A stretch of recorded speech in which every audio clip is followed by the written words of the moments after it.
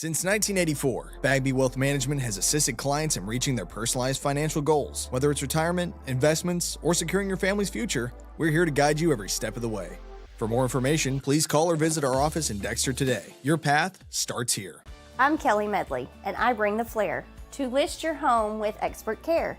With rhyme or reason, I'll go the mile. So let's get started and sell with style.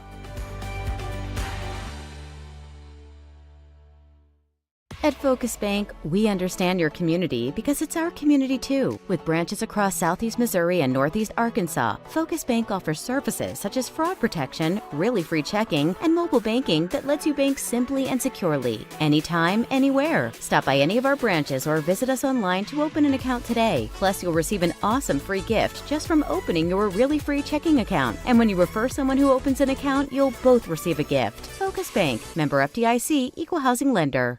In football, every play starts with one goal: protect the ball. It takes strength, teamwork, and focus to keep it safe. At First State Bank and Trust, we protect what you worked hard for, your finances. With us, you'll have a team that's always alert, keeping your money safe from every angle, through every challenge. We're here to protect your finances because at First State Bank and Trust, your financial security is our game plan. First State Bank and Trust. Strong, secure, trusted. Member FDIC, equal housing lender.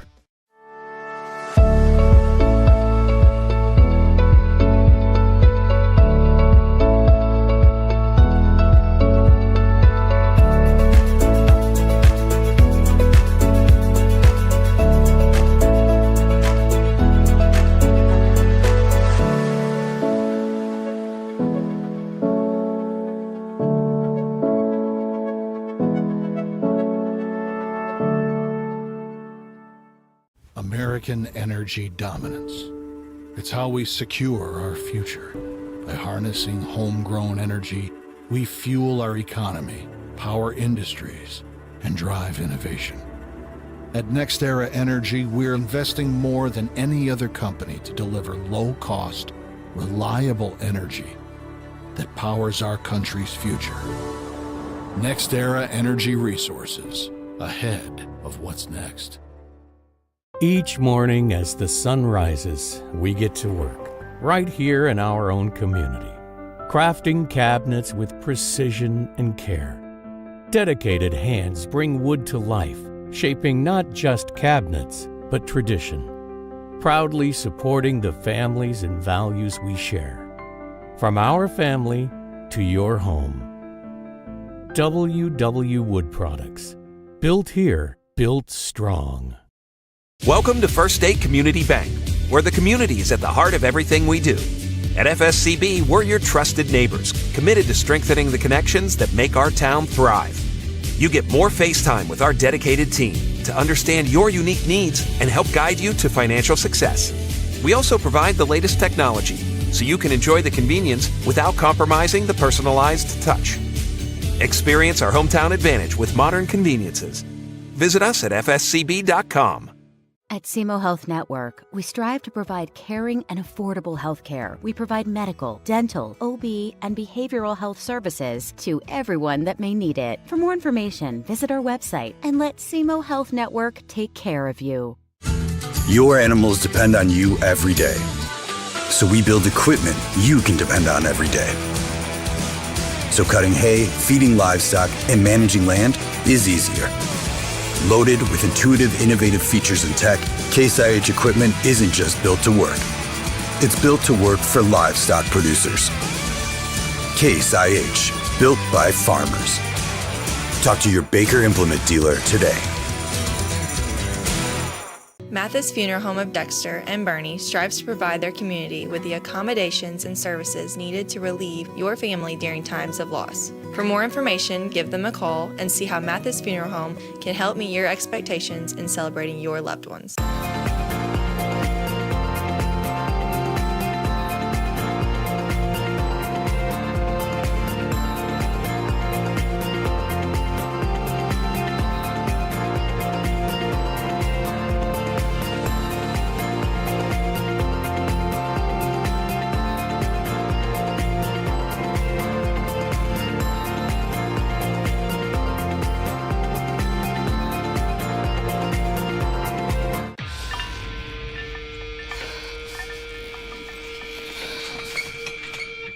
At Southern Bank, we're never not helpful.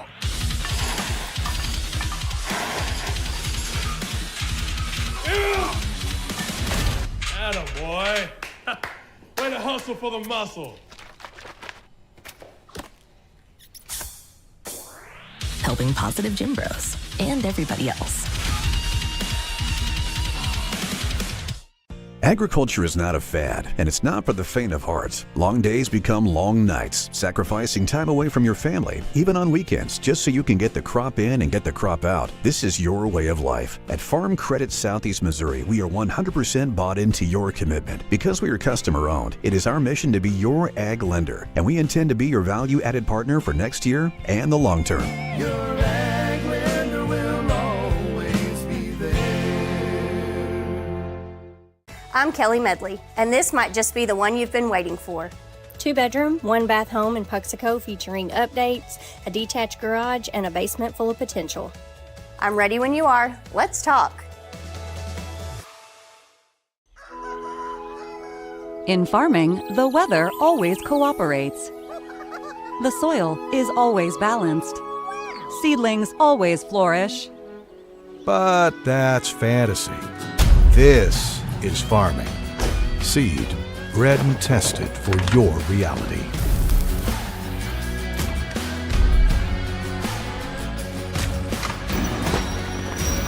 Dynagrow Seed, for real. Hey, Big Chief. I know you're used to spending Christmas with one of us, but this year you get to spend Christmas with both of us. You know, we just want to spend our special days with you. You understand, right? Well, I mean, everything's so different this year, but I mean, sounds like I'm getting 2 Christmases.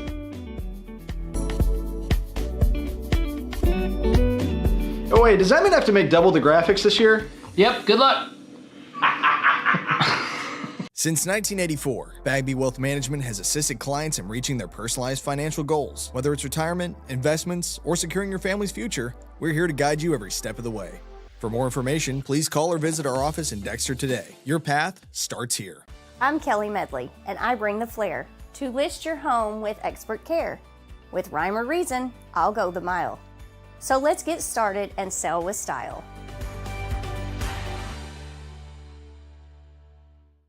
At Focus Bank, we understand your community because it's our community too. With branches across Southeast Missouri and Northeast Arkansas, Focus Bank offers services such as fraud protection, really free checking, and mobile banking that lets you bank simply and securely, anytime, anywhere. Stop by any of our branches or visit us online to open an account today. Plus, you'll receive an awesome free gift just from opening your really free checking account. And when you refer someone who opens an account, you'll both receive a gift. Focus Bank, member FDIC, equal housing lender.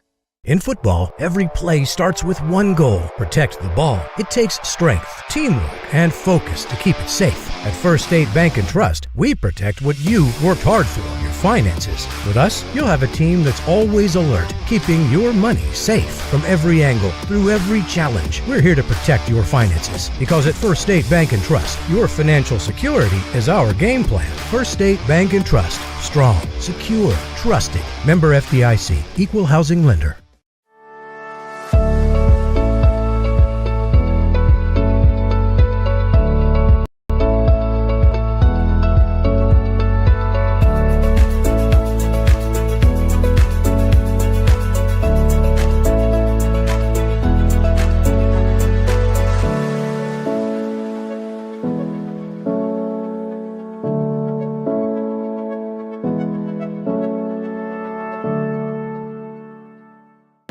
Ready, set, let's go. I'm on the way up. I'm on the way up. I'm on the way up, going all the way up. There's nothing you can do to stop it. I've been on the way up cause they know I'm popping. Hits, no misses. Clean up like the dishes. Ain't no point telling me to stop cause I won't listen. Every level got a new devil. I'ma give them hell cause I'm leveling up. I'm on a new level. I'm on a new level. I'm on a new level, leveling up.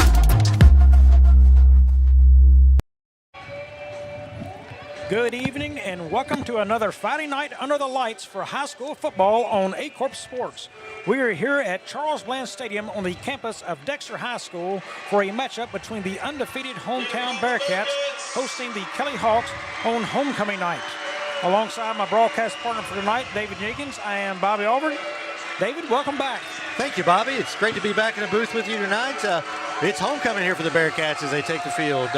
Lots of excited fans up here in the stands. They're packed, and the Bearcats come in with a 5-0 record on the season. They're carrying a 15-game regular season winning streak dating back to the 2023 season.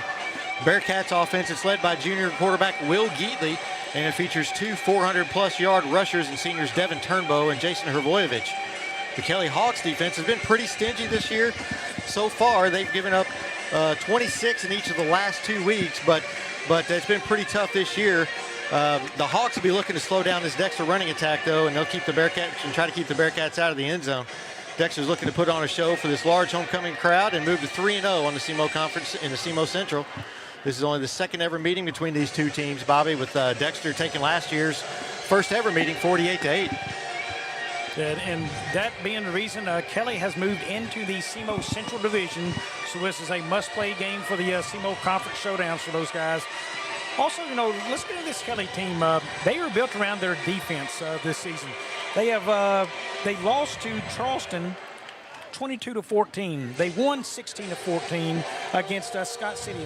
Won against Donovan 14-0. Lost to Kennett 26-18, and they also lost to New Madrid County Central 26-6 last weekend.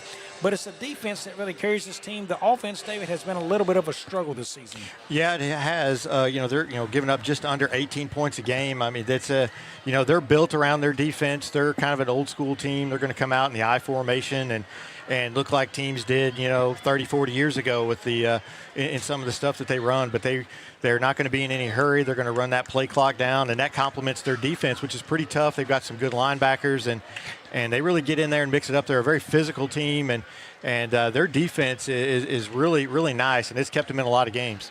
And as you look at that defense, well, they're going to have a lot of players to step in and play hard tonight, because I'm going to tell you, you've got a Dexter offense right now. They look very similarly in the stats books to last year's offense. Defense not as much, but the offense seems to be clicking. They put up 61 points, 39 points, 36, 50, and 28. And they're going to look to surpass that 40 mark again tonight, David. I think they've got a great chance of it.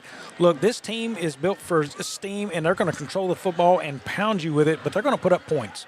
Yeah, they are. And, they've been able to mix the pass in here the last couple of weeks as well, which just makes them even tougher to defend. So Kelly's got their work cut out for them, but this is a much better defense, I think, than what they saw from Kelly last year. And so, I'm anxious to see what Kelly brings. They're a very young team, a lot of sophomores, a lot of juniors. But Gabe Finn, he's a sophomore that, on the defensive side of the ball for Kelly that's really going to try to cause some problems, along with Jack Hiring, another sophomore. He leads them in tackles with 47. So they're a very young team, but they're a tough team, and it's going to be interesting to see how this Dexter offense does against them. And Dexter offense, you look at this team, it's a lot of Devin Turnbow, a lot of Jason Hrvojevic. And I tell you, Hrvojevic not only gets it done on offense, he also gets it done on defense. But offensively, you just look for Hrvojevic to pound the rock and hard. Yeah, absolutely. He runs hard. He's tough, and I would not be somebody who wanted to tackle him, because he runs strong and take some guys with him whenever he runs. And it's just and one thing about Dexter, they spread the ball around. It's not just Hrvojevic. They've got Devin Turnbow, they've got Langston Wernick. They've got a lot of guys with the ability to put some yards up, and Coach Jamerson does a really nice job spreading the ball around. Yeah, last weekend they had the hook and ladder play, the pass to Noah Tennant, and then flipped out to Langston Wernick. And if you can get Wernick in space like that with his speed, it's a track race to the end zone. Yeah, he's got some breakaway speed, and he's receiving. He's averaging over 22 yards a catch. I mean, that's you'll take that every day, and he's got that breakaway speed. Turnbow has that breakaway speed, and then you've got Hrvojevic in the middle, who's big and strong and just going to carry you with him. Very similar to Jet Graham's from last year. So, yeah, it's a very potent Dexter offense. And like I said, Will Geatley's coming along with the throwing the football. So that just makes them even tougher. Yeah, and maybe the most potent part of this Dexter team is Devin Turnbow on special teams this year. For kickoff returns, I believe that is, Devin has 4 kickoff returns for 160 yards. That's 40 yards per kickoff, David. I mean, that is no slouch at all. His long this year is 95 yards in that department. On punts, he has received 4 punts, and he best his numbers there are 175 yard on punt returns. He's averaging 43.8 yards per punt return. 72 is his long on that. Anytime the ball is kicked to him, he's a threat to take it to the house. You better believe it, and he can, just by those numbers, 40 and 43 and over 43, that's impressive. There's not a coach in the world that won't take that for their returners. That's just some outstanding numbers for him, and I would be shocked if this Kelly team actually kicks it to him tonight. I think the word's getting around on Devin Turnbow and how dangerous he is returning punts and returning kicks, but we'll see. But anytime the ball touches his hands, he's a threat to score. Doesn't matter if it's through a run or through a receiving a pass or a punt or kick return. He's a threat every time he touches the ball, and I know that Kelly's going to know exactly where he is on the field at all times. Yeah, defensively right now, Jason Hrvorovich leads the area in tackles. He's got 66. It's the interceptions that has not been there for Dexter this year. Tonight may be the night. Jack Hiring has thrown 2 touchdowns, 4 interceptions. I think the name of the game is for Womble to put pressure on the quarterback and cause those turnovers. Yeah, absolutely. And, Kelly doesn't throw it a whole lot. They're less than 10 passes a game. But at the same time, they're gonna try to shock you with some play action. They're going to run, and then run some play action and see if they can hit a deep one on you. And, so Dexter's going to have to be aware of that. But this is a good matchup for these two teams. I think they match up very well. I think, they're both physical teams. It ought to be a hard-hitting game, and obviously Dexter's the favorite here, but, Kelly's coming in with, they don't like getting beat the way they got beat last year, and so they kind of want to make a statement here tonight to see if they can hang with Dexter. Yeah, Kelly did win the toss. They deferred to the second half, so Dexter received the opening kickoff. Folks, the officials for tonight's game is Dan Cox, Austin Aldridge, Hunter Graft, Tyson Tibbs, and Jarrett Bullock. Also, real quickly to get you back, was homecoming night, and we're going to get you the who was crowned queen on that real quickly, if I can get my screen to work. It was the second alternate was Mariana Minley. First alternate was Claire Essner, and your homecoming queen at Dexter tonight was Melody Gerald. As we are set to kick this one off here, real quickly, folks, I want to give credit to the folks on our cameras tonight. That is Trevor Fortner, Matthew Williams, and Marley Hatton. Photography is done by Lydia Odell. Graphics by Tyler Lassiter. And the switchboard is Cole Steinbecker tonight.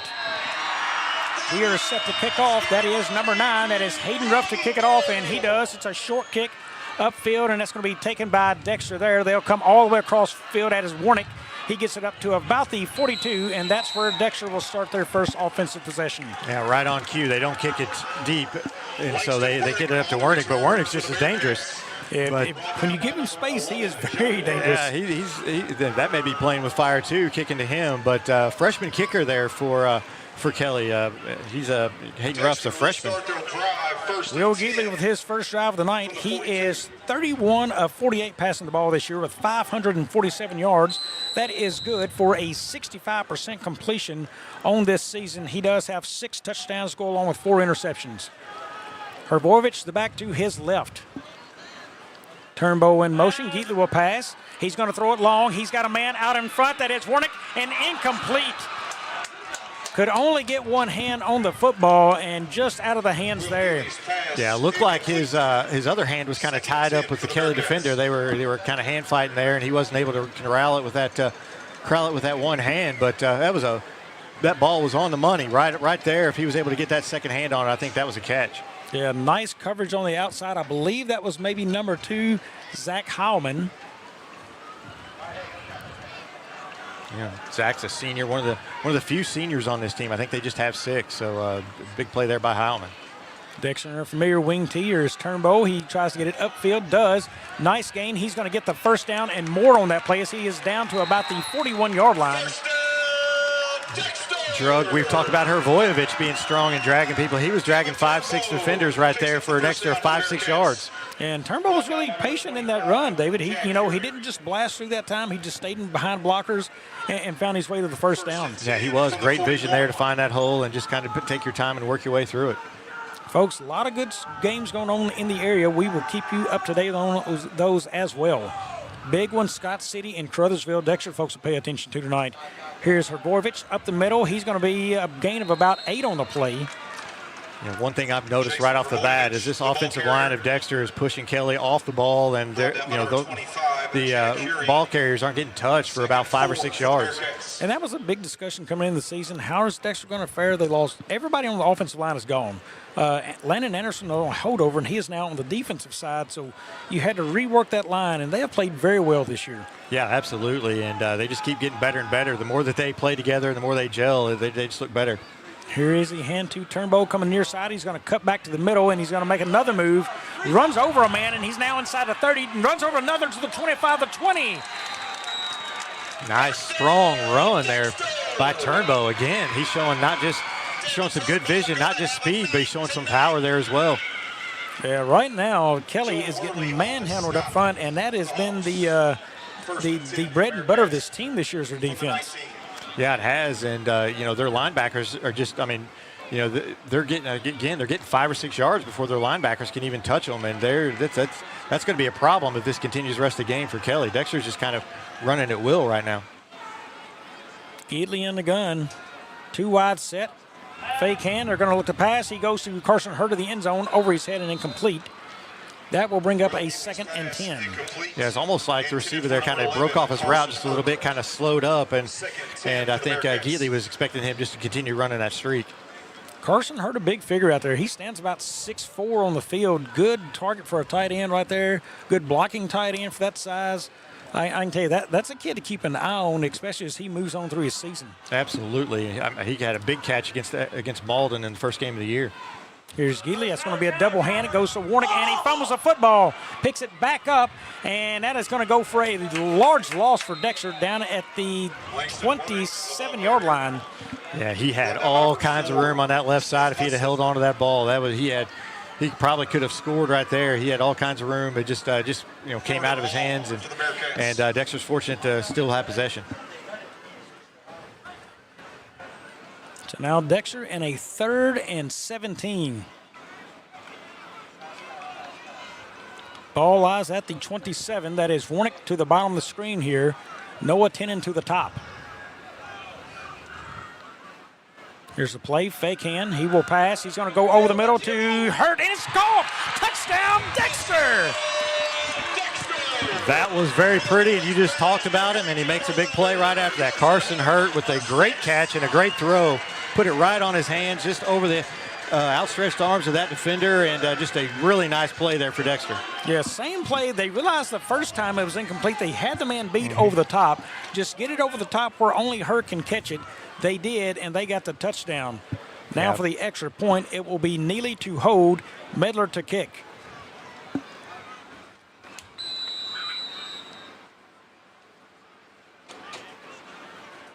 Snap, hold, and good. So Dexter leads this one early on 7-0 with 9:42. We'll be back in 30. Since 1984, Bagby Wealth Management has assisted clients in reaching their personalized financial goals. Whether it's retirement, investments, or securing your family's future, we're here to guide you every step of the way. For more information, please call or visit our office in Dexter today. Your path starts here. I'm Kelly Medley, and this might just be the one you've been waiting for. 2-bedroom, 1-bath home in Puxico featuring updates, a detached garage, and a basement full of potential. I'm ready when you are. Let's talk. Welcome back to Dexter. The Bearcats strike on their opening drive there, and it was a touchdown pass on a 3rd and 17 from the 27-yard line over the top to Carson Hurd as he makes his 2nd touchdown catch of the year and Geedley his 7th touchdown throw of the year. Yeah, that was just a great first drive there for Dexter. They were able to run it and throw it. Only little hiccup they had was the little fumble there, but they were able to make that not really matter with the touchdown pass, and so a great start there for the Bearcats. Medler to kick. Back deep is Zach Heilman, number 2, and also Jonah Worley, number 11. Here is the kick. It's going to go deep toward Worley, and Worley's just going to let it go into the end zone. So another touchback for Medler, and that's another guy who has had a fantastic season. That's his 11th touchback of the year. Yeah, and that's a weapon. If you can get a touchback, regular like that, they're going to start with the ball at the 20-yard line, and there's no chance of a run back there whenever you kick it into the end zone. On the field comes Jack Hiring. He is 318 yards on the year. He's 22 for 56, 2 touchdowns, 4 interceptions, and we will see if the Bearcats try to put pressure on him early. And they've got some good ones on the edge. Barron Greer and also Rhett Womble. Rhett's had a nice year for the Bearcats this season. Yeah, he has. He's got quite a few sacks there for Dexter. I think he's got 7 sacks already on the year. It's more than 1 a game, so that's a definite threat. High formation set. Here's the fake hand. That's going to be Hiring to pass it. He's going to go up over the top. He's got a man there, and it is caught. That is caught by number 1, and Neely will take him down. On the reception is Seth. No, that is Tyson Carr on the play. Tyson Carr's not very big, but he's got some wheels, and he's kind of their deep threat here. Caleb Yount there, the quarterback, though, he's kind of coming up a little lame. He's kind of limping a little bit, and he took a shot before he threw that, but it was a nice passing catch there for Kelly. A good start to the game for them. Yeah, and that ball hung in the air a long time. Lovelady was on the coverage. He had time to adjust and come back to that football and did not. And that turned into a big pickup there for Kelly. It may have been a little too high where he couldn't find it. Here's a hand up the middle. That goes number 25. Dexter struggles to get him down. That's a gain of about 6 on the play, carried by Jack Hiring. Yeah, Hiring there off the right side, and that was some good blocking there by the Kelly offensive line. This Kelly offensive line is the most experienced part of their team. They're able to, they were able to open a big hole there. So, Kelly moving the ball, pretty easily here. Yeah, Hiring switched out of the quarterback position there. That was Yount as the quarterback and Hiring the running back. Hiring now. That is Yount still the quarterback, so Hiring not the quarterback early on. Yeah, I think Yount's been their quarterback for most of the season. I think he's... Here's Yount. That's the hand to Worley up the middle. He's going to be having first down yardage there. Dexter's struggling to get him down, and he is still on his feet. They're trying to strip the ball now. They had him stood up, and that's Miller that comes out of the pile with the football. I believe they're going to call that down. They had whistled the play dead. Yeah, they're going to give him the first down. Boy, just a strong run there by Jonah Worley.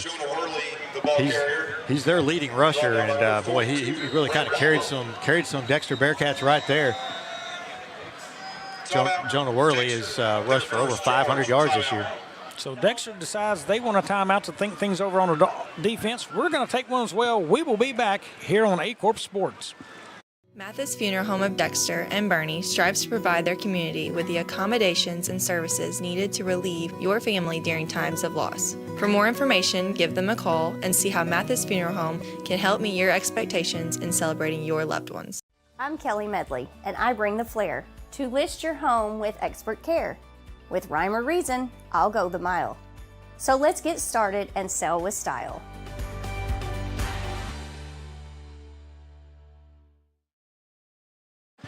Welcome back. A couple of games in the area tonight. Donovan is at East Prairie. Kennett at New Madrid. That should be a good one. Cape Central at Jackson. We have this one here, Kelly and Dexter. Scott City is at Caruthersville. Park Hill Central has a 7-0 lead right now at Potosi on their first drive. Valley Catholic at St. Genevieve and Sykeston at Poplar Bluff. And Charleston.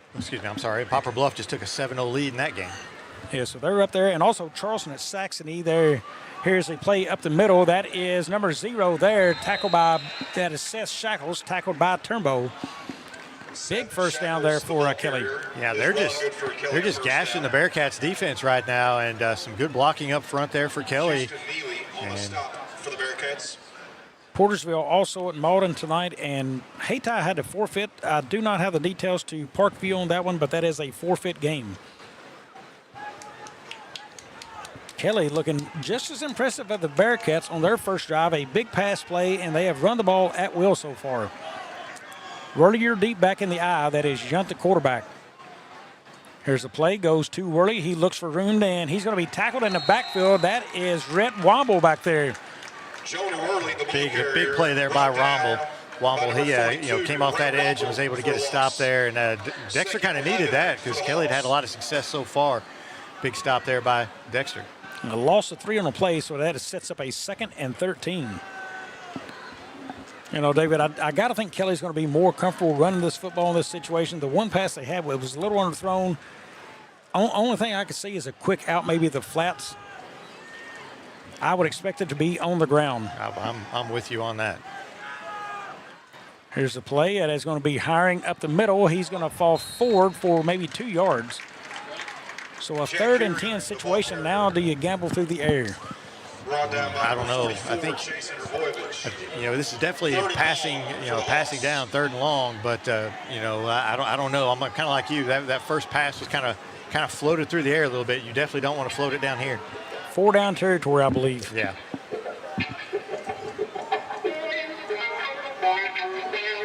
Again, we thought they would play a slow huddled game. They have right now.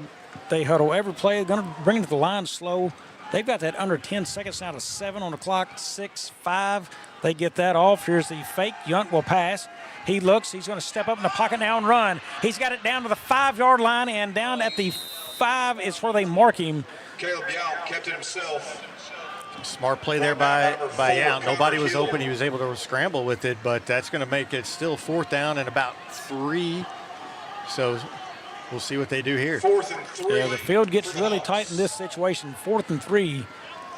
A couple of linemen coming off. We will see if they go for the kick. Looks like they're going to kick right here. Try a field goal. Very few teams do this, and I admire this move. Take the points. Yeah, their coach, Lance Powers, his son, who's now his assistant coach, is Ty Powers. He went to college as a kicker, and I'm sure that he's been working with their kickers a lot. Tyson Carr here with the kick.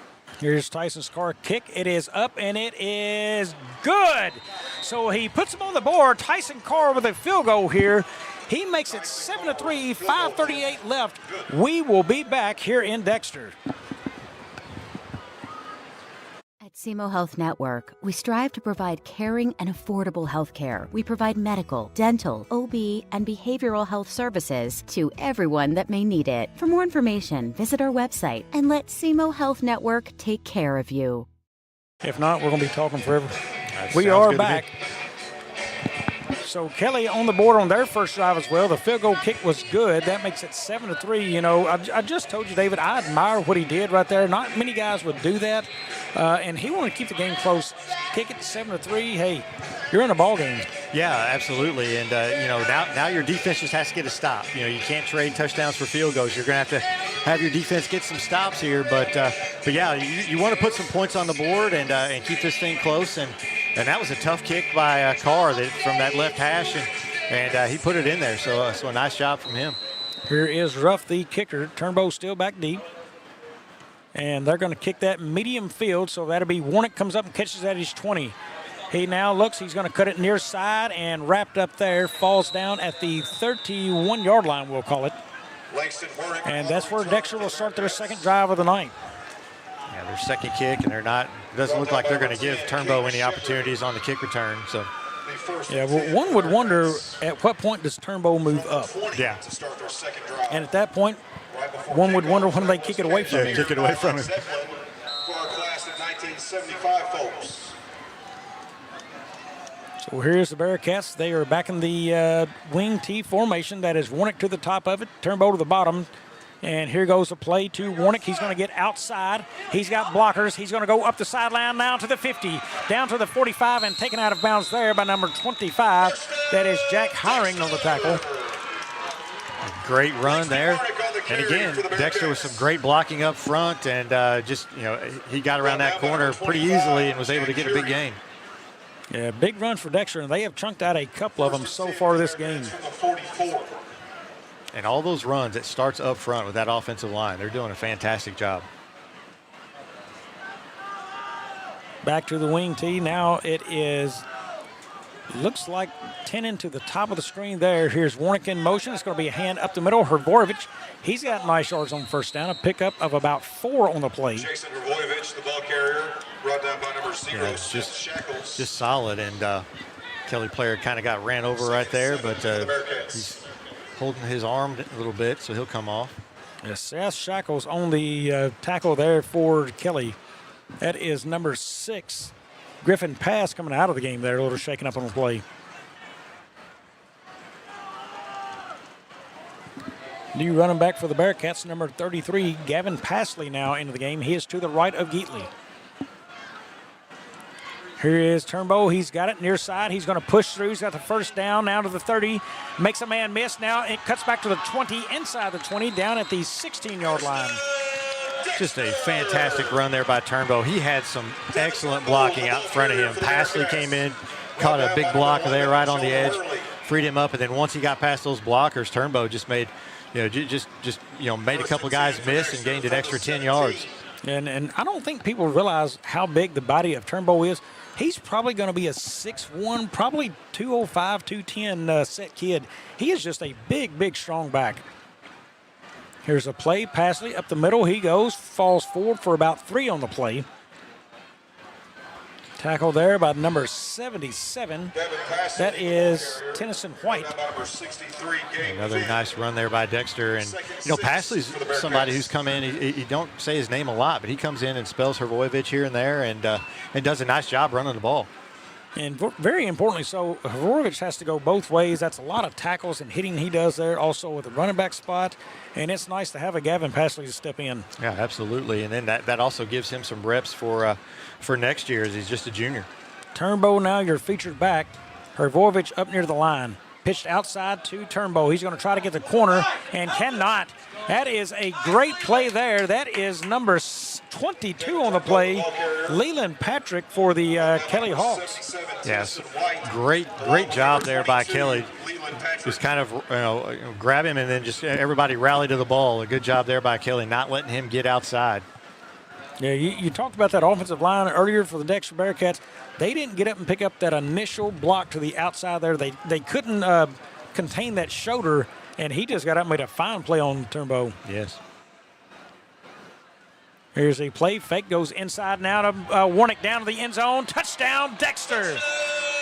Man, he just explodes through that hole. Just as soon as he sees daylight, he just explodes and was able to get a touchdown there. Nice run there by Werner. Yeah, the fake hand, a play, I think it's a power play there.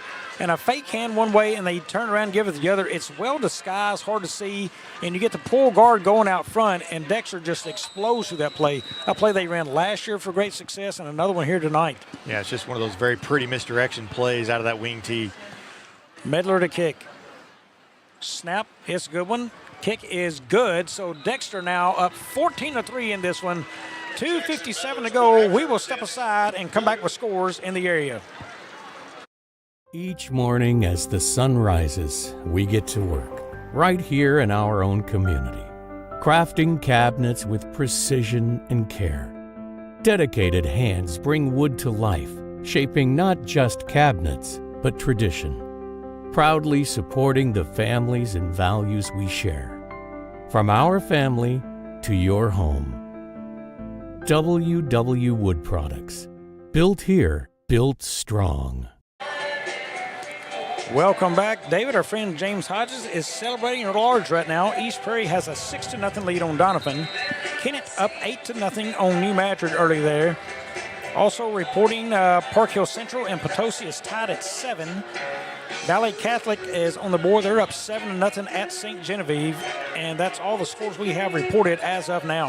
Well, good for East Prairie to get that lead over there. I'm going to see them have some success this year with that young team.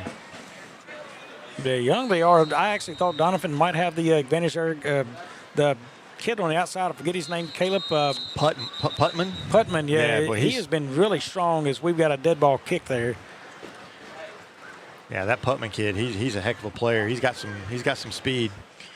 They like to throw it to him, get it up in the air to him, and if he can make some catches, he can make plays in a hurry for him. That will be a flag against Dexter and offsides. We will re-kick that.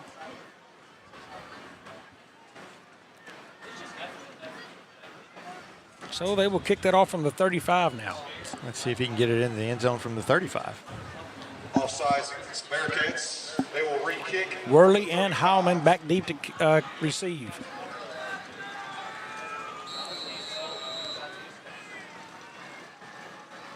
Medler boots it deep, and that is going to go over the head again, and he says back it up 5, and we'll take our 12th touchback of the year. Nice. That's a heck of a kick right there, and again, that's a weapon when you have somebody that can do that. That takes a coaches sometimes can get a lot of gray hairs on those kickoffs, and that's going to save Jamerson some gray hair right there. I'm going to tell you that there's a lot of small colleges out there that like to have a kid who can kick like that. Absolutely. Kelly takes over football at the 20-yard line. They had one big pass and a lot of success running the ball up the middle against Dexter. Their first drive ended in a field goal. Let's see if Dexter made any adjustments up front here. 2 wide at the top for Kelly. Yunt under center. He takes it. He turns around. He's going to hand that off and hit. That is hit hard. That is number 52, I believe, for the Bearcats coming through there. That is Caden Hart on the tackle. 52. Great play by him. He got off his block quickly and was able to get in that backfield and break, and stop that run, break it up, and that's a great play there on first down for the Bearcats. That's a loss of 3 on the play, so 2nd and 13.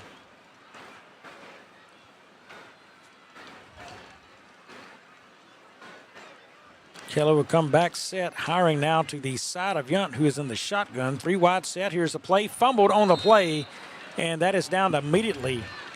Yeah, the center kind of surprised everybody with the snap there, and now I think the center's down. Yeah, they've got a player down on the play trying to catch the number there. I do not have it. Looks like 70. David, can you make the other part of that number? I think it may be 77 there, which is 77.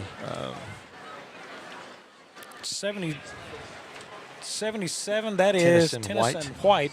So we will give them a chance to look at Tennyson White. We're going to step aside. We will be back in a few.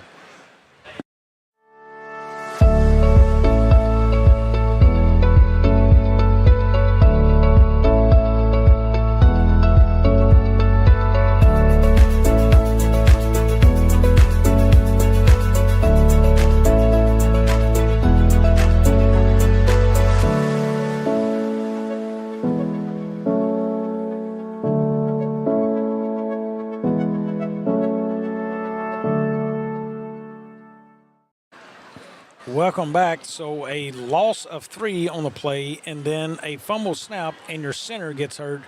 This drive has started out in disaster. Yeah, the first drive went really well for Kelly. This drive, not so much. Everything that seems like went wrong on these first 2 plays. We'll see. This is a very 3rd and long here, and I think this is where you kind of get into that dangerous, because you're going to have to throw it a pretty good ways to try to get that first down. Yeah, Dexter has good speed back in the middle of the field. Cover 1, that is Warnick deep. Here's the fake run. There's Yunt. He's got that completed out to number 11, Worley. That is Jackson Miller on a play. So stop short of the first. And there's the ever popular Jackson Miller big hit that we see a lot with this Dexter team. He's a big hitter, and Dexter just kind of dropped back there. They were going to let them throw it underneath, but they just weren't going to let him get the first down, and a good job there by the Dexter defense to hold him on a 3 and out. 4th and 3, that is Yunt back to punt. That is Turnbow. He's going to go back for Dexter, stands at around his 40-yard line. And again, dangerous man to punt the football. A little surprised I didn't go for it on 4th and 3 there. Here's the snap. He does kick it away. Turnbow's going to come up. He fields that at his own 44. Now up past the opponent's 40, down near that, and we've got a flag on the play. Yeah, I'm shocked they actually kicked it to him. He was one broken tackle away from taking that one a long way. And they waited just a second on that kick. I thought he might be just waiting for the Bearcats to drop and then take off running. Yeah, it looks like they're going to get Dexter with a blindside block. So they'll move that back about 15. So that will go back all the way back to looks like the 45-yard line. 15-yard variety. Dexter will start 1st and 10 from the 44. So really about the spot he received at the 44, so negated all the gain yardage on the play.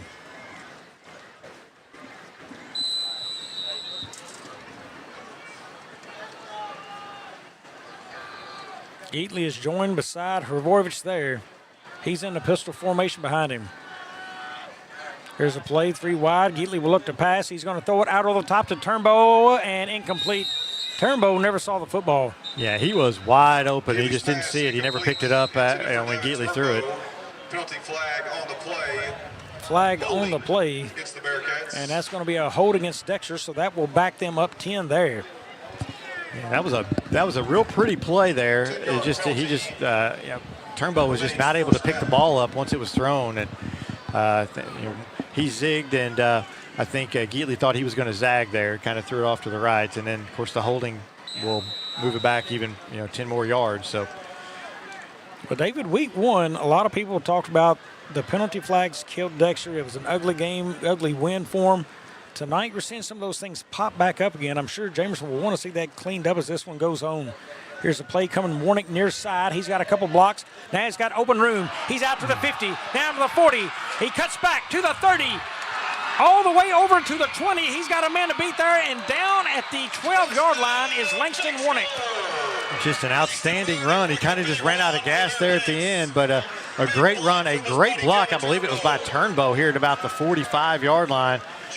Just a terrific lead block there, but a really nice play there for the Bearcats. Yeah, you got a couple blocks there. There's a big block by Turnbow you were talking about.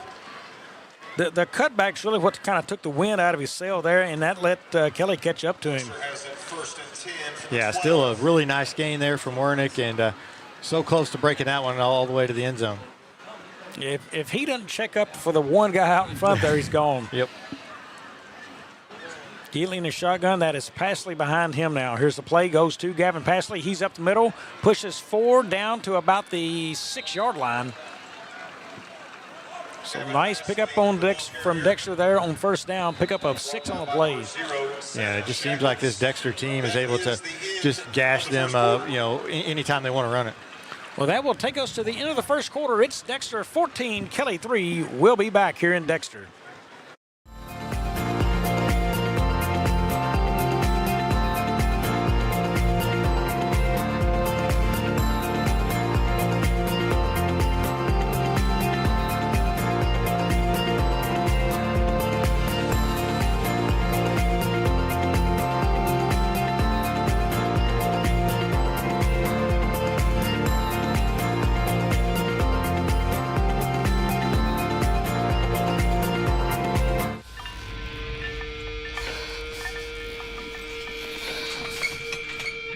At Southern Bank, we're never not helpful.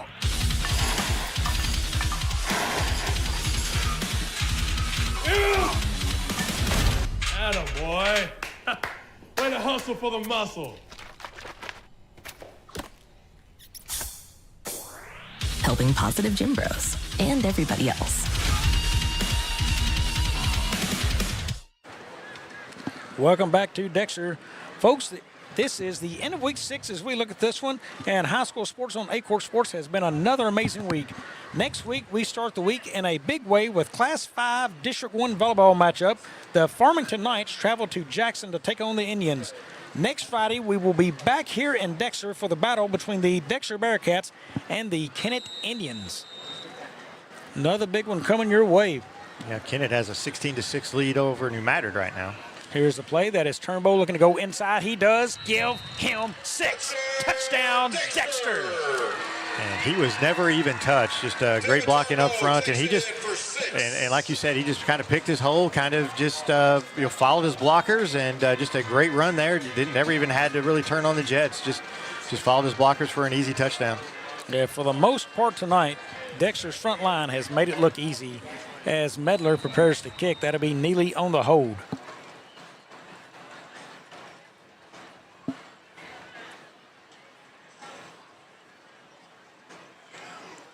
Here's the snap. It's a good one. Kick is up and through again. So Medler, his 3rd extra point of the night. That gives the Bearcats a 21-3 lead as the scores. East Prairie now up 14-6 on Donovan. Park Hill Central up 14-7 on Potosi. That's an interesting game, David. I thought Potosi was a strong team, and I thought they could challenge from out of nowhere this year. But Park Hill Central had a dismal week last week as they fought back now and lead this one 14-7. Also, you gave the update. Kennett up 16-6, I believe, over New Madrid. Jackson on the board. They're up 7-0 over Cape Central. Carruthersville 7-0 over Scott City. What is a really important game for Scott City. They're sitting in there in that 2 spot right now in this Class 3 District 1 division. Park Hills is sitting 3, but that can all change tonight. The Bearcats look like they will keep a strong hold if this one stays the same. Also, Valley up 13-0 on St. Genevieve. What I've said, I think the best division in all of high school football, that's Class 3 District 2. That one is tough. Yeah, no score from Charleston Saxony. I think that would be a good one. And Portersville Malden, no score on that as well. I've got Sykeston just scored and tied the game up with Poplar Bluff. They're at 7-7 at the end of the first quarter. Medler ready to kick this off. And that's going to be an onside kick there from Dexter that is taken at the 48-yard line or so. David, I don't like the call. You're up 21-3 in an onside kick. Yeah, I don't love that either, but it seemed to take forever for that ball to get there, and the Dexter players kind of had to wait back for it to get 10 yards. You want to kick that one a little bit quicker there, so he gets there right as your guys get there at full speed and can kind of mess that up. But so. Really wasn't executed very well, and I'm like you. You just got to stop. You just scored. You stop them on the last possession, and maybe don't give them the ball at midfield. Yeah, now I say that, but the coach down there, he looks like a guy who's wanting to put points on the board and not take the foot off the pedal. So, and Jamerson will take chances. I've said that all along throughout his coaching career. He's a guy who takes chances when you least expect him. Yeah, and he's got confidence in this defense to get a stop here. Here's a hand to Worley. He goes ahead for about a gain of 2 on the play down at the 50-yard line. And who would have thought on his first drive last weekend he's going to pull a hook and ladder out? Yeah, you don't typically see that stuff on the first drive, and it certainly surprised Southern Boone, but it was a great play, just a beautiful play. Last season, I remember right here in the playoffs, Dexter had the ball at about the 40-yard line. I think it was maybe a 4th and maybe 8 or 10. A fake punt for a first down. I mean, it's the little things like that you have to stay on your toes when you're playing Coach Jamerson. Yeah, and he'll catch you by surprise, and those usually his special plays like that work. Low snap picked up. Hiring man, he is hit hard by Caden Hart. He goes forward for about 2 on the play. So they will mark him down at the Dexter, looks like the 49, so only a gain of 1. Yeah, this Dexter defense has stiffened up since that first drive. They were kind of hit by a couple of different plays there early and kind of surprised them a little bit, but they've kind of came back and settled down, made a few adjustments here, and they're making it really tough for Kelly. I'm going to tell you, looking at number 52 there, I don't know if we can get a very zoomed-in look on him from Dexter's line. Caden Hart has a really strong athletic build to his body on that defensive front. I mean, just a really good, strong-looking athlete for Dexter. Yeah, he is. He did a really nice job on that play, breaking it up. He's made a couple nice plays on defense today. We've got a timeout on the field. We're going to step aside as well. We will be back here from Dexter. Agriculture is not a fad, and it's not for the faint of heart. Long days become long nights, sacrificing time away from your family, even on weekends, just so you can get the crop in and get the crop out. This is your way of life. At Farm Credit Southeast Missouri, we are 100% bought into your commitment. Because we are customer-owned, it is our mission to be your ag lender, and we intend to be your value-added partner for next year and the long term.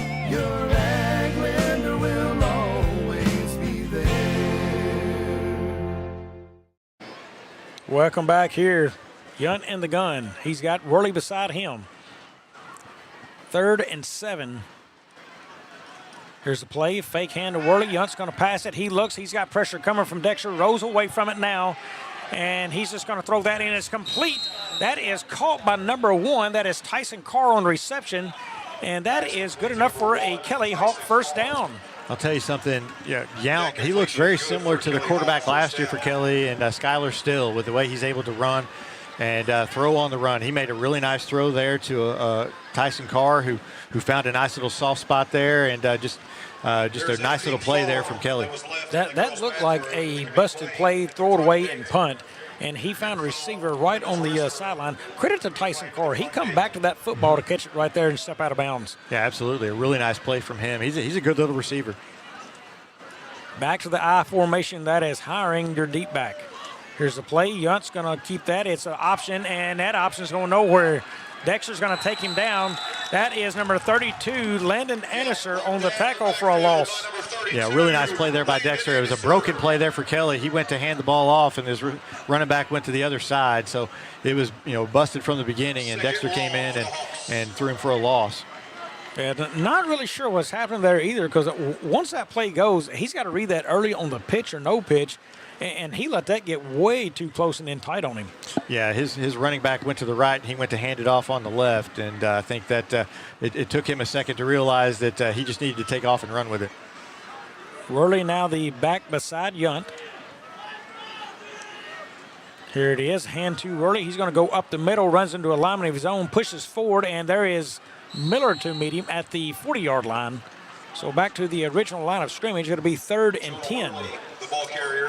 Good strong run there by Worley to get a couple yards. And again, this Dexter defensive front is kind of stiffened up after that first drive. And they look, it's making it a lot tougher on Kelly right now. Yes, Kelly has had a little bit of success through the air, and I would look for them to go for a pass again, 3rd and long here. Yeah, I think, if I'm Kelly, I may want to get him out kind of rolling out on the right. He looks pretty good when he rolls out to the right. But to his right is Rhett Womble, and he leads the team in sacks with 7 for the Bearcats so far this year. Kelly's going to call a timeout here and think about it. Yeah, Kelly will take a timeout. We're going to keep it here. We just had a timeout earlier. Folks, the SEMO Sports Zone with Drew and Dave, our podcast is back and better than ever. Every Monday, join Andrew Moore and David Jenkins for insight into local high school sports and maybe some other subjects. You can find them on Spotify, Amazon Music, Apple Podcasts, and to see them as well live, you can hear them on the SEMO Sports Zone YouTube channel. David, a lot of things going on this week, and you had to make a few picks. Tell us about some of the games going on tonight that you picked. I did. One of them, we just got a scoring on one on Portersville. I picked Portersville to beat Malden, and they're up 29-0. So that's one there. This Sykeston, Sykeston Poplar Bluff game. I picked Sykeston in that one. That's kind of a game that, Sykeston's lost, I think, 27 straight games in the SEMO North. And I picked Bluff. I thought Bluff. Now, I'm not going to show you, but I went with Bluff because of that. Sykeston struggled, and they really have struggled defensively, the points they put up. And I'm going to tell you, Poplar Bluff's got a young man over there. I believe that is Bryce Dobbs. He has had a heck of a year with the sacks. So, I went with Bluff for that reason as we are back to action here. Yunt and a gun, 3rd and 10. Dexter shows blitz.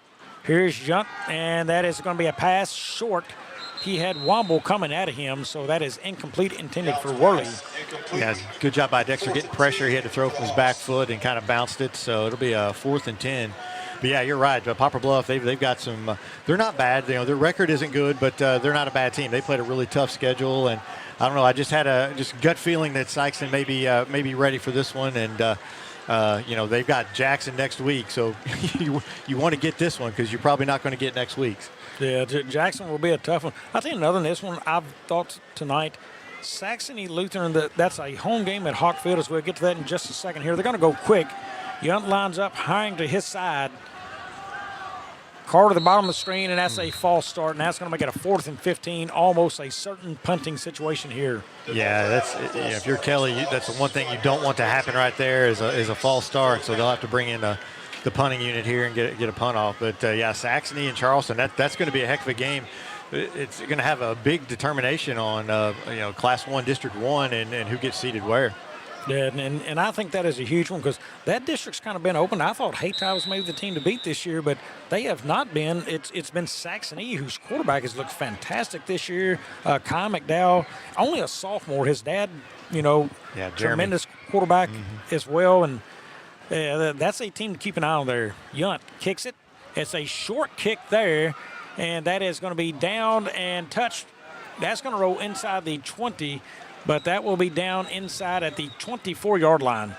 Yeah, good job by Dexter to not touch that ball because that ball, after it went off his hands, you don't want to get that, don't want to have that touch you. So he was able to get it out of the way. But, yeah, you're talking about Jeremy McDowell. I saw him whenever he was in high school, played a few times, and he's probably one of the better high school quarterbacks I've ever seen, and his son has all the same traits. And he's really good at just a sophomore, and he leads that Saxony team. I'll tell you, David, the most important thing I've seen out of Kyle McDowell, his patience in the pocket this year. It's the best maybe of everybody in all this area of high school football. Yeah, and his dad had that same pocket presence. He was never in a hurry. He never was rattled by any kind of pressure, just was calm and must run in that McDowell blood because his dad was the same way. Here's the inside pitch to Turnbow. He fights ahead up past the 30-yard line of the 32. Devin Turnbull, the ball carrier, brought down by number 10. And again, Dexter just getting 5, 6, 7 yards before they're even touched, and that offensive line is doing a terrific job. And Kelly's kind of looking for some answers, I think, on the line right now. Yeah, tackle there by number 10. That was Kalen Shepard on the play for Kelly. 2nd and 3 for Dexter here. Here's the play back to Turnbow. He's going to get it upfield, and he's got room to rumble. He's now out past the 50, down to the 40, to the 30. We will see you later. Touchdown, Dexter. Man, once he got to that 40-yard line, he was gone, but we do have a flag. Flagger down at midfield. And that's going to be a block in the back, so that one's going to come back. I'll tell you, David, he has a run like that, and the block ruins the call for him. That's one of those so disheartening. I mean, because you got to come out because you just sprinted, sprinted 60 yards, so you're going to come out there. And, great run by Turnbow and a block in the back there. Just unfortunate for Dexter. And again, those are some things that Dexter's coaching staff I think is going to want to have to clean up here as we get further into this season. Yeah, the penalties continue to haunt Dexter, and this game could all rights and wells be a blowout. It's 21-3, but Dexter keeps having these penalties. Week ones we talked about those against a Malden team, and it's just not pretty football by Dexter. And if you want to play championship caliber football, you've got to clean those up. Yeah, absolutely. The only fortunate thing about that is it's from the spot of the foul, and they still got the first down. Here's Jackson Miller. He's going to sweep it far side. He's going to push forward now. First down for Dexter there. That's up near the 50-yard line. That's where they mark him down. A nice run from Jackson Miller. He doesn't see many of those. He had a big one earlier in the year about for 50 yards, and that was a good run too. They give him another run. Yeah, he's another fine athlete with the Bearcats. Good speed, hard hitter. So, you don't get a whole lot of break when you go from Turnbow to Miller. No, not at all. And Dexter's doing a nice job of some of these juniors coming in, getting them a few carries and giving these seniors some rest like Hrvojevic and Turnbow. Here's the play. Hrvojevic goes up the middle there. He runs forward. Now a pickup of 10, 11, 12 to 13 yards on the play for Hrvojevic. First down, Dexter. Yeah, Dexter's just doing a really nice job. Just right off guard there and off to the right side, and he was able to pick up a nice gain. That was Leland Patrick on the stop there for Kelly. And you can tell Kelly's kind of getting a little tired here. They don't have a deep bench over there, and a lot of guys are going both ways. Kind of see a lot of hands on their hips and bent over a little bit. They may be getting a little tired here. Empty backfield here for Dexter. They got them bunched near the line. And that's a false start there for Dexter. Another penalty that's going to set them back.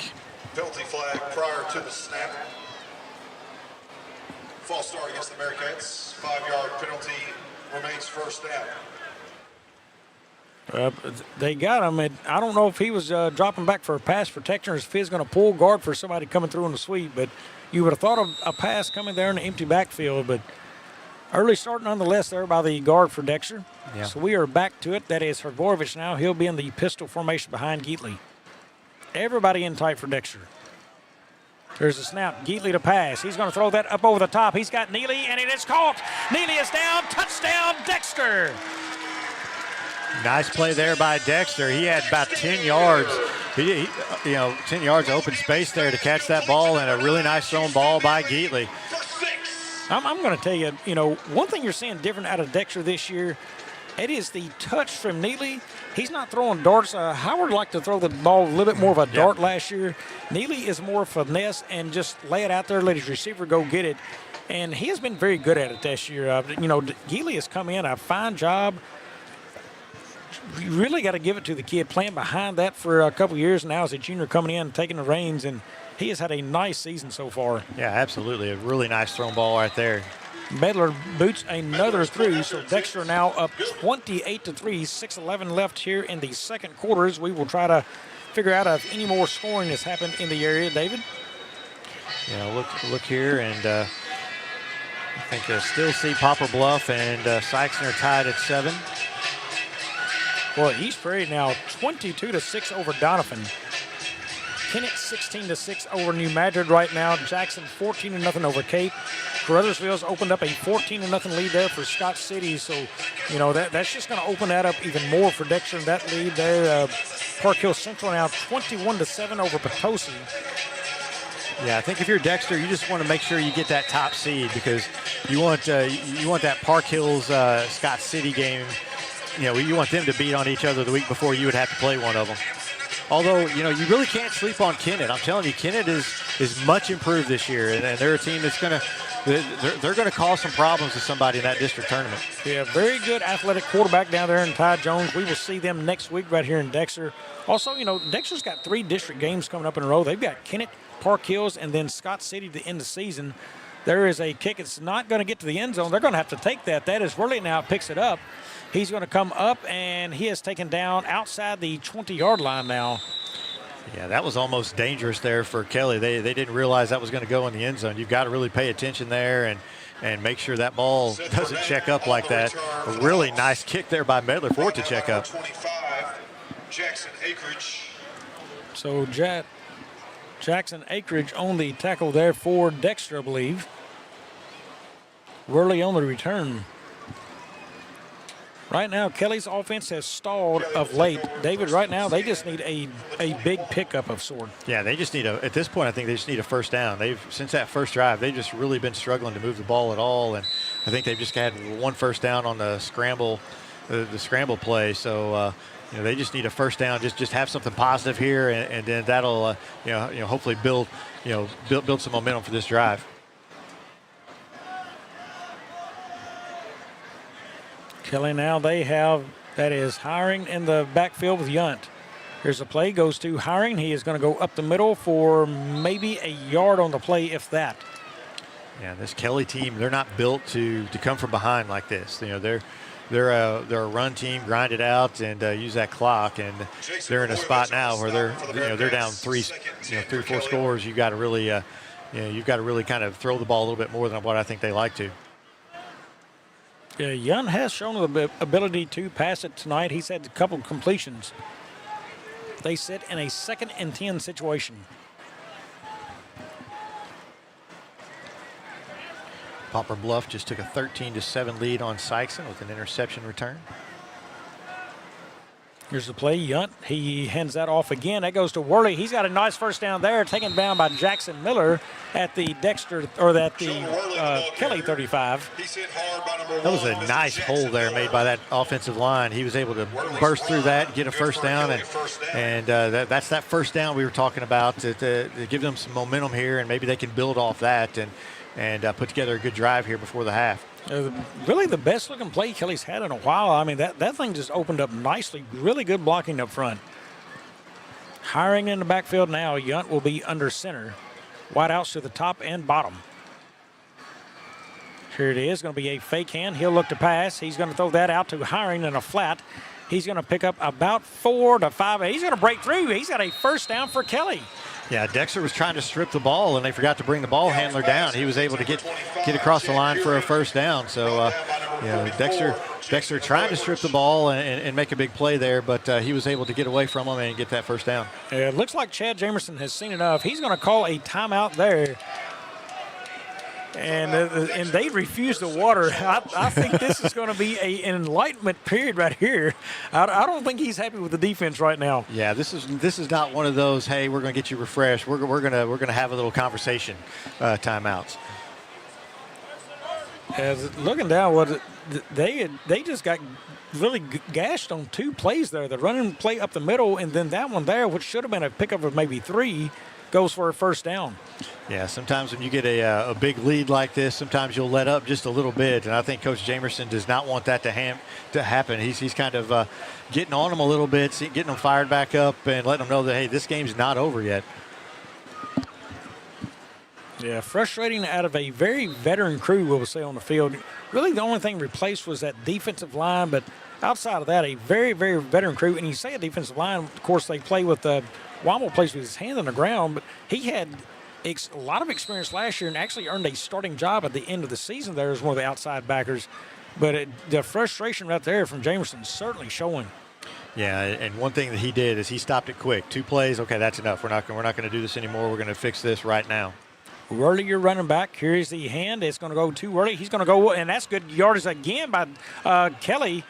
Taken down on the play. That was Miller in there on the tackle. And one thing about these Kelly runners, they keep moving their feet. They run strong, and you've got to make a good tackle to bring them down. They're not just going to fall down for you. This is a very physical football team, and they're going to run hard. And kind of the game plan they wanted to run, slow the game. They've done that. Now the clock will tick down under probably 4 minutes here in the second after they snap this one. Hiring now your running back, the deep back, I formation set. They're going to take this down under 5 seconds, looks like. There is 5 is where they snap it. There is hiring up the middle, no gain on the play. Looks like Herborovich in there. Yeah, they were able to break through on that line. And tell you what, Tennyson White for Kelly, he's been struggling a little bit. He went out earlier, and every play he's kind of slow to get up, but he's trying to gut it out there. He'll come off for this play, but he's really trying to gut it out, and he's doing a nice job up front. Yeah, we've got an official's timeout down low.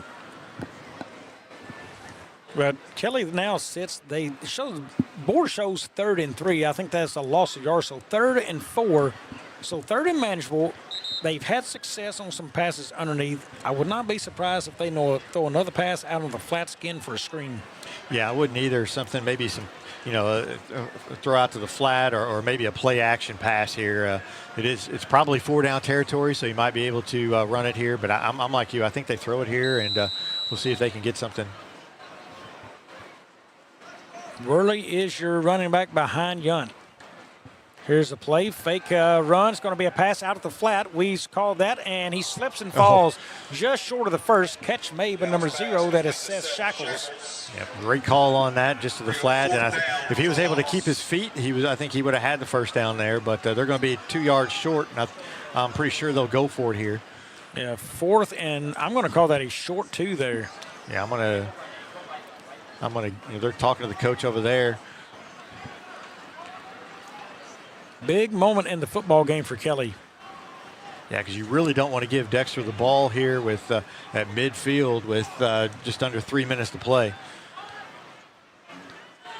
They will go for it. They'll spread receivers to the top and bottom. And Kelly's going to call a timeout. Yeah, and they do. And we're going to take one as well. We will be back in 30. In football, every play starts with one goal: protect the ball. It takes strength, teamwork, and focus to keep it safe. At First State Bank and Trust, we protect what you worked hard for, your finances. With us, you'll have a team that's always alert, keeping your money safe from every angle, through every challenge. We're here to protect your finances, because at First State Bank and Trust, your financial security is our game plan. First State Bank and Trust. Strong, secure, trusted. Member FDIC. Equal housing lender. Play action and roll them out. We are back. David, you're thinking play action, roll them out. I don't think Kelly runs this ball to middle on 4th and 2. They've had success on these little passes. I think it's going to be something quick. We will see what they have dialed up. Yeah, I think something play action. I'm like you. I don't think they're going to run this up the middle. I think they're going to try to get him moving a little bit, and something out here to the side. Here's Yunt. He's got it. He's going to look to pass. He's got all kinds of time, and he's going to roll away and know where to go. And there's a flag. He's going to throw it incomplete. I think we're going to get flags on the play. Yeah, I think we're going to get a hold there. Filthy flags. And if it is, Dexter will decline, so that will be Dexter football if so. Coach Jamerson having a talk with one of the officials there. But it looked like there was a hold there in the backfield. He was on top of him. And it's going to be Dexter's offense is already coming out on the field. So turnover on down with Kelly there. 2:49 left here in the second. Dexter now in very good field position. Yeah, and this gives Dexter, I mean, Dexter's got plenty of time here to put some points on the board. So it was a gutsy call there by Kelly, and it just didn't pay off for him. But when you're down 28-3, you kind of have to make some of those calls. Dexter will huddle here.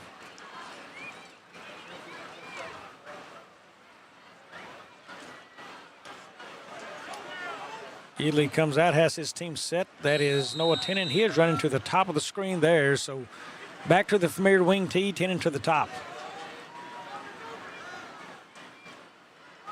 There's a high snap.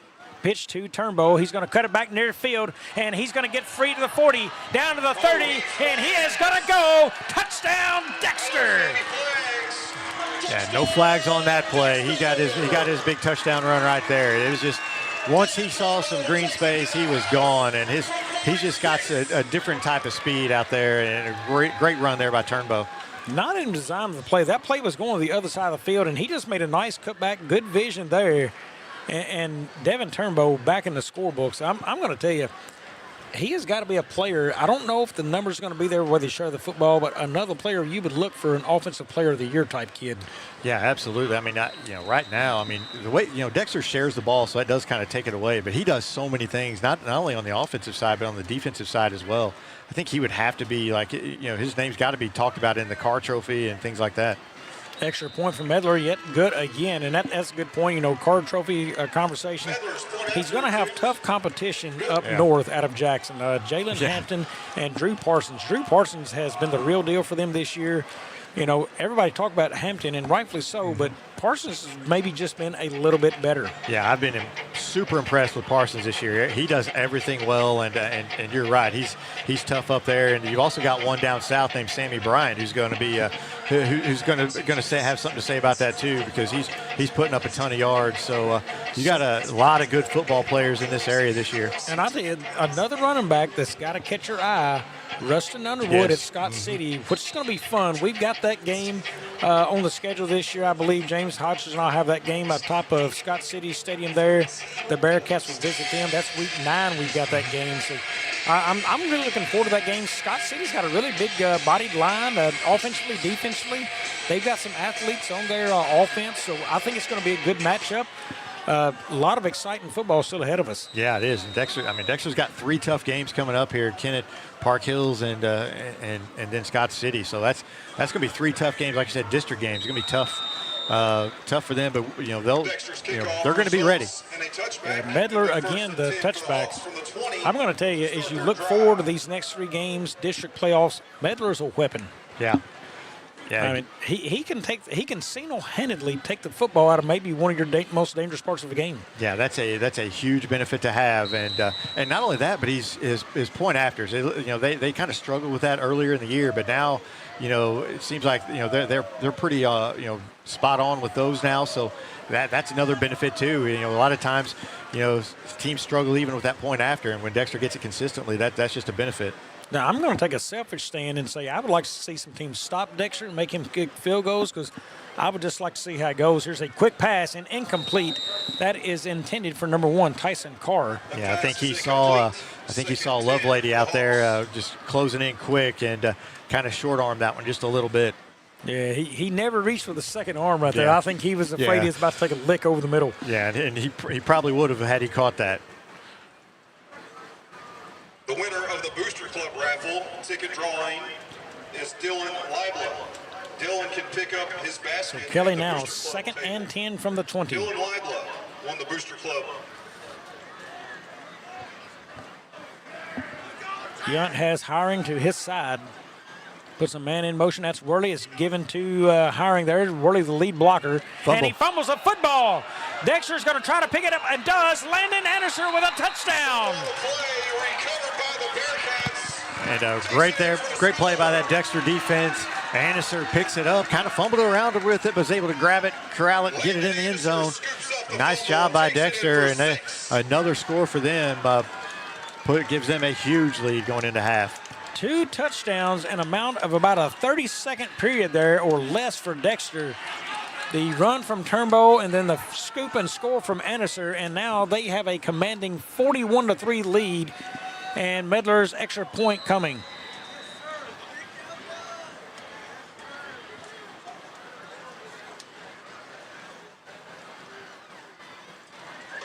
Here is the hold, the kick. It is good for Medler yet again. So Dexter now takes the lead 42-3, 2:23 left here in the second. We will step aside. Welcome to First State Community Bank, where the community is at the heart of everything we do. At FSCB, we're your trusted neighbors, committed to strengthening the connections that make our town thrive. You get more face time with our dedicated team to understand your unique needs and help guide you to financial success. We also provide the latest technology, so you can enjoy the convenience without compromising the personalized touch. Experience our hometown advantage with modern conveniences. Visit us at fscb.com. Welcome back. Shaking up on the play looks like number 6, Griffin Pass for the Kelly Hawks, as he is still down. As David will run through a few more scores here. East Prairie still, the last I have is 22-6. Park Hill Central, that is 28-20 over Potosi right now in a close one. Kennett, I still have 16-6. Do you have anything differently on that? 24-6 is what I have on that one. So now Kennett 24-6. That's interesting. Let's stop on that game. Dexter struggled a little bit putting New Madrid County away earlier this season. I believe that ended, we've got the stats here on that one. If I can flip to the Dexter numbers. And as I can't, here we go. Dexter won that one against New Madrid. That was 36-20. They didn't put away just firmly until late in that game. Had some mistakes, but that Kennett matchup you keep talking about becomes really intriguing. You look at the way Kennett's handling New Madrid over there. Kennett's played competitive all years in the game they've lost, so that game becomes a little bit more interesting on senior night, which is another deal you have to fight through sometimes on senior nights, the emotions of it going through, and that game's here next weekend. Yeah, and I'm telling you, Kennett's going to be ready. Coach Wyatt does a terrific job down there. He's back with them, and they are much improved. And they've got a really good quarterback in Ty Jones. They've got some good running backs over there that are tough and have some good speed. So. It's not going to be easy for Dexter. I don't think it's going to be a huge blowout for them. I think Kennett's going to be ready to play, and I think that could be an interesting game next week. Yeah, Valley up 21-0 over St. Genevieve in that one. Here's Medler. He's going to come up short on that kick there. They will have to catch that, and they fumble the football there by Worley. He's going to pick it up at the 1-yard line, and Dexter's going to cover. Inside the 5 is where they are downed. Man, Kelly, just one thing after another these last couple drives for Kelly, and now they're going to have to try to finish this half with a drive starting inside their 5, and that's not where you want it when Dexter's defense has really been stiffening up this last quarter. Well, if it hasn't gotten bad enough, Dexter has scored 2 touchdowns in the last 30 seconds, and now Kelly has their back against the wall at about the 3.5-yard line. Yeah, this is going to be interesting to see what they do. I'm going to assume they're just going to try to run this ball and run this clock down, and I think Dexter just has maybe one timeout. So. Yeah, right now, if you're Kelly, just get it to the half. You get the ball after the half. Here's the play. It's going to be handed off up the middle, and that is Worley. He is up first down, close to first down yardage, pickup of 8 on the play. Jonah Worley, the ball carrier. Yeah, nice little run there by Worley. Got saw a little hole and squirted through it, and was able to get them kind of out of the shadow of their own end zone there. I'm sure they like that breathing room. So 2nd and 2. Clock now under 2 minutes here in the second quarter.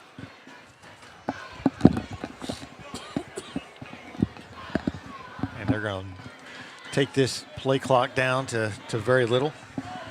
Yeah, they've been trying to get that near the 5-second mark. Yunt has it. He checks that, and he does get it down to 5 seconds. There's he run up the middle again. That will be a first down there by Hiring. That is out just past the 15. Jack Hury, the ball carrier. Should put them under a minute to go whenever they snap this ball. So 1st and 10 for the Hawks. They don't seem to be in any hurry. They're still huddling up here, so I'm going to assume they're going to take this thing down and just try to get to halftime.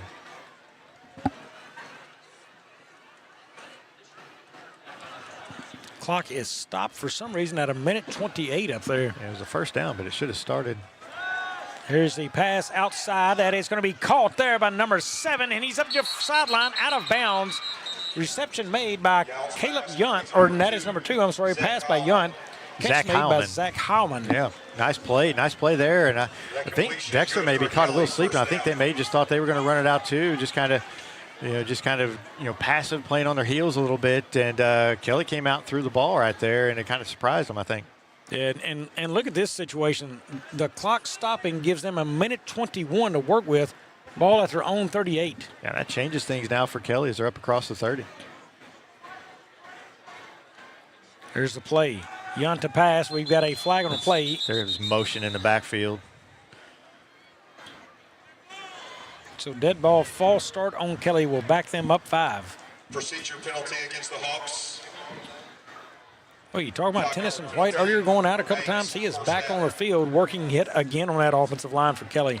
Yeah, he's gutting it out a little bit. And this Kelly team, one thing they're always known for is toughness. And this team is no different. They may have a lot of younger players, but they're still, they've kind of built that culture there on toughness. And that's, they just, it's the same. They look the same every year. 3 wide set. Dexter brings in their pass rush defense.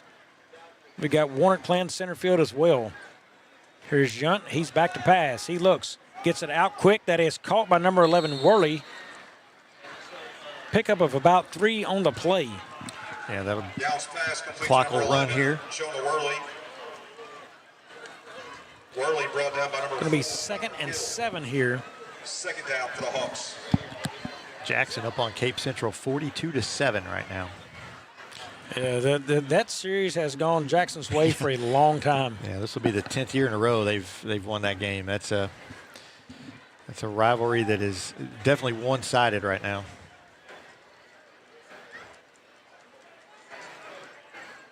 Yunt, quarterback here. Here's the snap. He's going to fake hand, looks to throw, and he's just going to take it upfield himself, out of bounds near the line of scrimmage. Stops the clock with 28 seconds. Ran out of bounds by number 4, Connor Hill. 3rd down for the Hawks. Update from Saxony Charleston. It is 7-6 right now. Saxony in that game. That's going to be we knew that was going to be a good game, and it sounds like it is. That's going to be a tough one, and those 2 teams may end up meeting again in districts. Yeah, for a Class 1 district, it is loaded up there.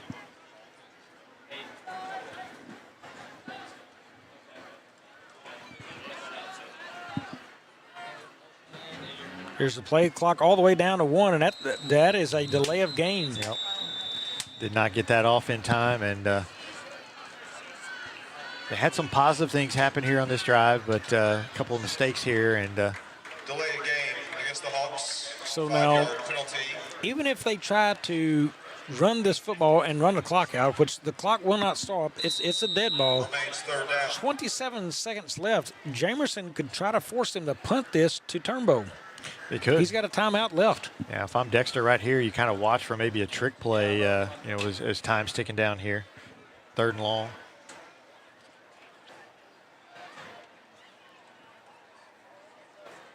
Here is Yunt. He's got it. He's going to look to pass. He's got pressure all over him there, and he's taken down for the sack.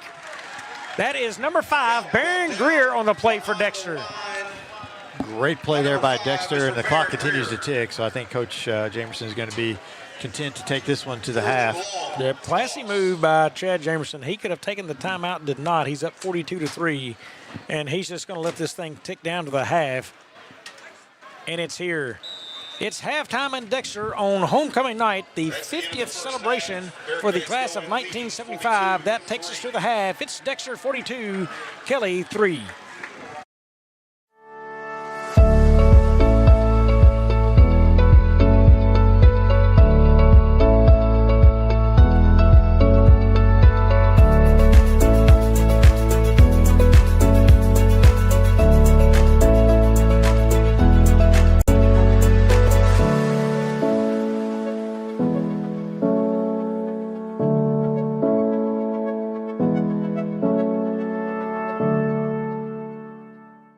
American energy dominance. It's how we secure our future. By harnessing homegrown energy, we fuel our economy, power industries, and drive innovation. At NextEra Energy, we're investing more than any other company to deliver low-cost, reliable energy that powers our country's future. NextEra Energy Resources, ahead of what's next. Each morning as the sun rises, we get to work, right here in our own community, crafting cabinets with precision and care. Dedicated hands bring wood to life, shaping not just cabinets, but tradition, proudly supporting the families and values we share. From our family to your home. WW Wood Products. Built here, built strong. Welcome to First State Community Bank, where the community is at the heart of everything we do. At FSCB, we're your trusted neighbors, committed to strengthening the connections that make our town thrive. You get more face time with our dedicated team to understand your unique needs and help guide you to financial success. We also provide the latest technology, so you can enjoy the convenience without compromising the personalized touch. Experience our hometown advantage with modern conveniences. Visit us at fscb.com. At SEMO Health Network, we strive to provide caring and affordable health care. We provide medical, dental, OB, and behavioral health services to everyone that may need it. For more information, visit our website and let SEMO Health Network take care of you. Your animals depend on you every day. So we build equipment you can depend on every day. So cutting hay, feeding livestock, and managing land is easier. Loaded with intuitive, innovative features and tech, Case IH equipment isn't just built to work. It's built to work for livestock producers. Case IH, built by farmers. Talk to your Baker Implement dealer today. Mathis Funeral Home of Dexter and Bernie strives to provide their community with the accommodations and services needed to relieve your family during times of loss. For more information, give them a call and see how Mathis Funeral Home can help meet your expectations in celebrating your loved ones.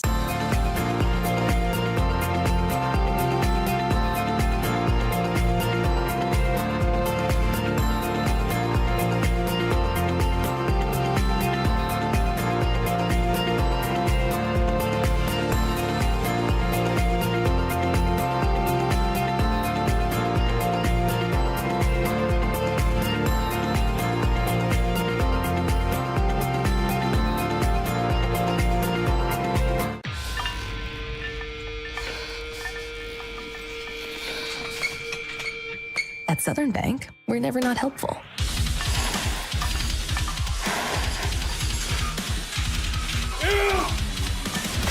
Attaboy. Way to hustle for the muscle.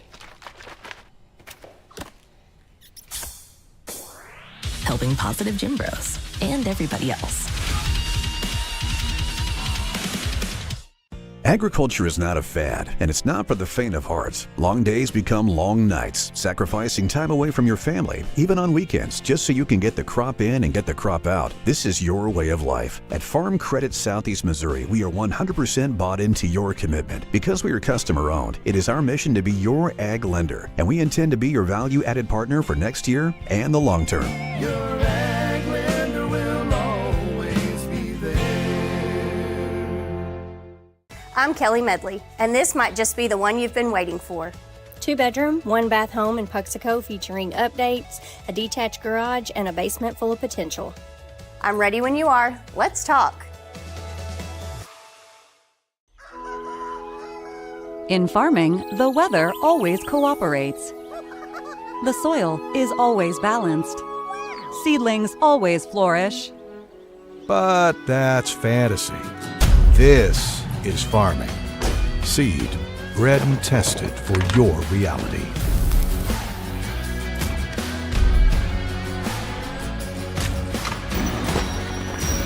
Dynagrow Seed, for real. Hey,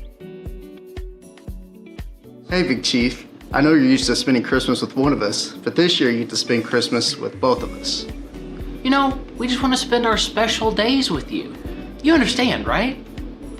Well, I mean, everything's so different this year, but I mean, sounds like I'm getting 2 Christmases.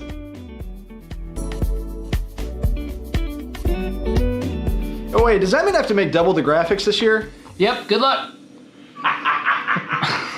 Since 1984, Bagby Wealth Management has assisted clients in reaching their personalized financial goals. Whether it's retirement, investments, or securing your family's future, we're here to guide you every step of the way. For more information, please call or visit our office in Dexter today. Your path starts here. I'm Kelly Medley, and I bring the flair to list your home with expert care. With rhyme or reason, I'll go the mile. So let's get started and sell with style.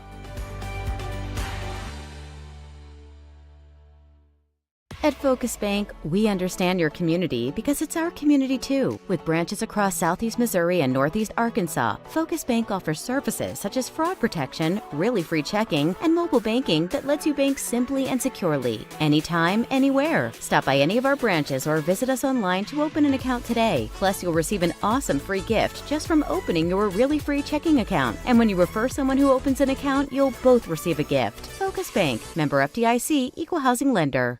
In football, every play starts with one goal: protect the ball. It takes strength, teamwork, and focus to keep it safe. At First State Bank and Trust, we protect what you worked hard for, your finances. With us, you'll have a team that's always alert, keeping your money safe from every angle, through every challenge. We're here to protect your finances because at First State Bank and Trust, your financial security is our game plan. First State Bank and Trust. Strong, secure, trusted. Member FDIC, equal housing lender.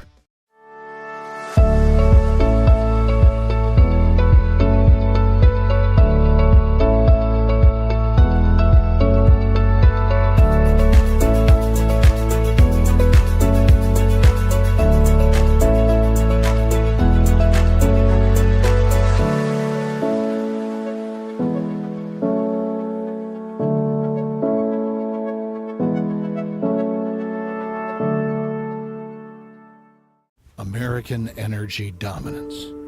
It's how we secure our future. By harnessing homegrown energy, we fuel our economy, power industries, and drive innovation. At NextEra Energy, we're investing more than any other company to deliver low-cost, reliable energy that powers our country's future. NextEra Energy Resources, ahead of what's next. Each morning as the sun rises, we get to work, right here in our own community, crafting cabinets with precision and care. Dedicated hands bring wood to life, shaping not just cabinets, but tradition, proudly supporting the families and values we share. From our family to your home. WW Wood Products. Built here, built strong. Welcome to First State Community Bank, where the community is at the heart of everything we do. At FSCB, we're your trusted neighbors, committed to strengthening the connections that make our town thrive. You get more face time with our dedicated team to understand your unique needs and help guide you to financial success. We also provide the latest technology, so you can enjoy the convenience without compromising the personalized touch. Experience our hometown advantage with modern conveniences. Visit us at fscb.com. At SEMO Health Network, we strive to provide caring and affordable health care. We provide medical, dental, OB, and behavioral health services to everyone that may need it. For more information, visit our website and let SEMO Health Network take care of you. Your animals depend on you every day. So we build equipment you can depend on every day. So cutting hay, feeding livestock, and managing land is easier. Loaded with intuitive, innovative features and tech, Case IH equipment isn't just built to work. It's built to work for livestock producers. Case IH, built by farmers. Talk to your Baker Implement dealer today. Mathis Funeral Home of Dexter and Bernie strives to provide their community with the accommodations and services needed to relieve your family during times of loss. For more information, give them a call and see how Mathis Funeral Home can help meet your expectations in celebrating your loved ones.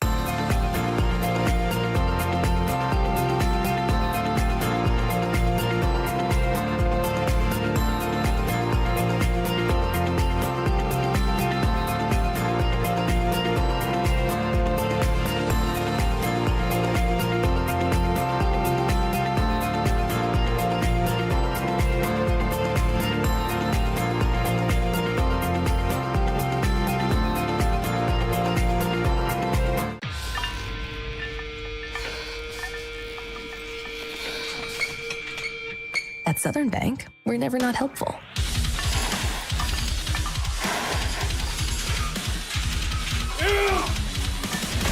Attaboy. Way to hustle for the muscle.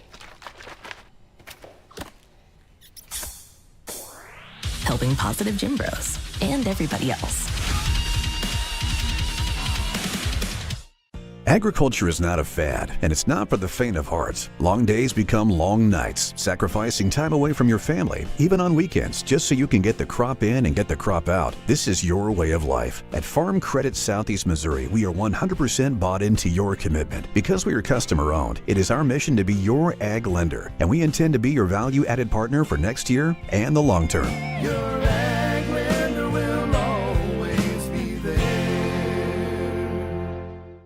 I'm Kelly Medley, and this might just be the one you've been waiting for.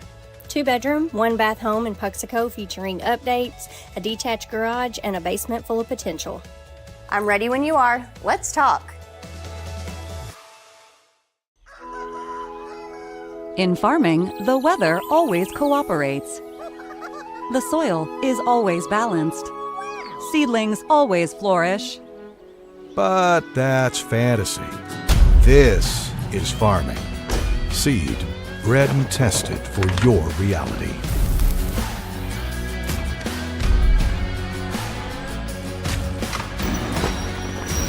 Dynagrow Seed, for real. Hey Big Chief, I know you're used to spending Christmas with one of us, but this year you get to spend Christmas with both of us. You know, we just want to spend our special days with you. You understand, right? Well, I mean, everything's so different this year, but I mean, sounds like I'm getting 2 Christmases.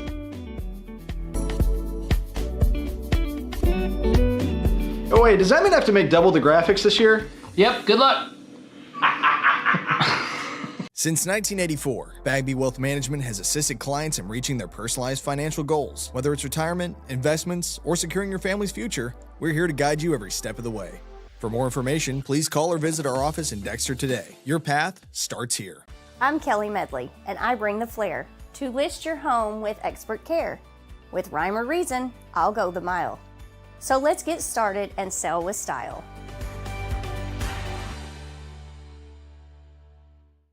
At Focus Bank, we understand your community because it's our community too. With branches across Southeast Missouri and Northeast Arkansas, Focus Bank offers services such as fraud protection, really free checking, and mobile banking that lets you bank simply and securely. Anytime, anywhere. Stop by any of our branches or visit us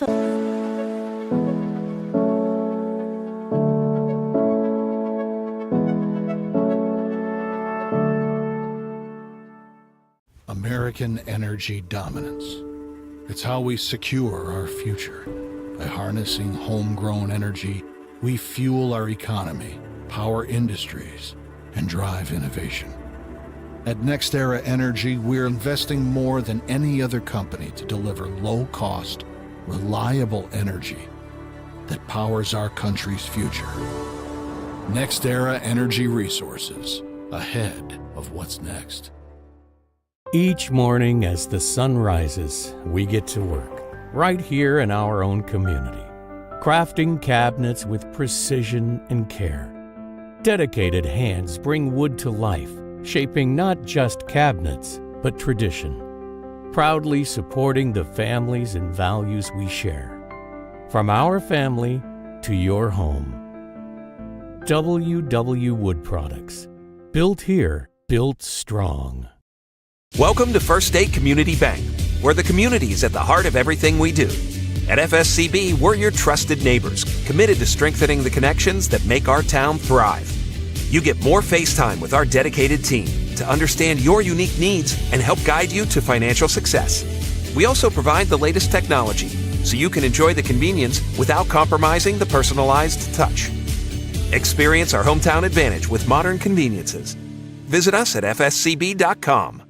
At SEMO Health Network, we strive to provide caring and affordable health care. We provide medical, dental, OB, and behavioral health services to everyone that may need it. For more information, visit our website and let SEMO Health Network take care of you.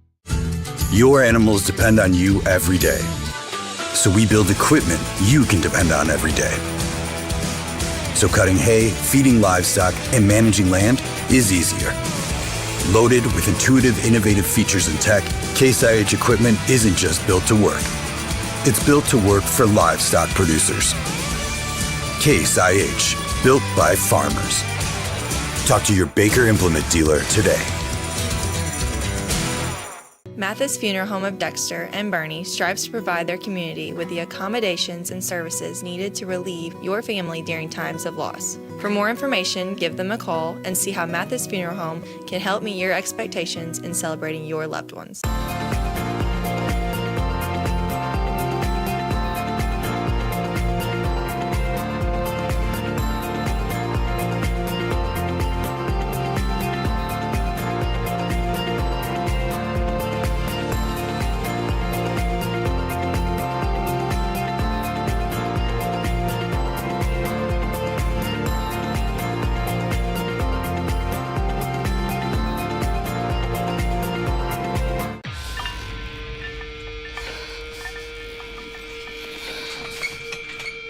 At Southern Bank, we're never not helpful.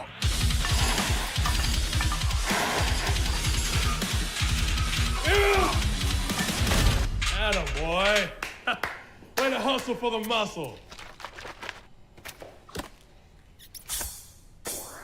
Helping positive gym bros and everybody else. Agriculture is not a fad, and it's not for the faint of heart. Long days become long nights, sacrificing time away from your family, even on weekends, just so you can get the crop in and get the crop out. This is your way of life. At Farm Credit Southeast Missouri, we are 100% bought into your commitment. Because we are customer-owned, it is our mission to be your ag lender, and we intend to be your value-added partner for next year and the long term.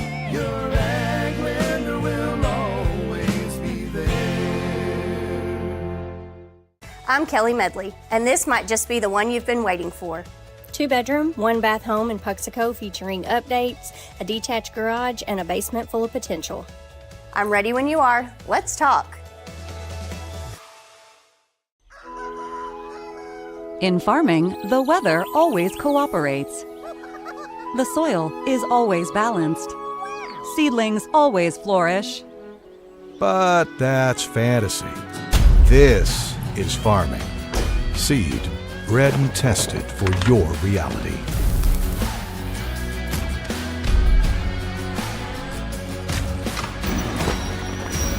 Dynagrow Seed, for real. Hey, Big Chief. I know you're used to spending Christmas with one of us, but this year you get to spend Christmas with both of us.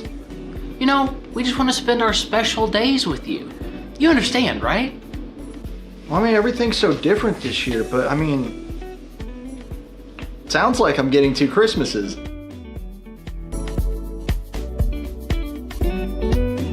Oh wait, does that mean I have to make double the graphics this year? Yep, good luck. Since 1984, Bagby Wealth Management has assisted clients in reaching their personalized financial goals. Whether it's retirement, investments, or securing your family's future, we're here to guide you every step of the way. For more information, please call or visit our office in Dexter today. Your path starts here. I'm Kelly Medley, and I bring the flair to list your home with expert care. With rhyme or reason, I'll go the mile. So let's get started and sell with style.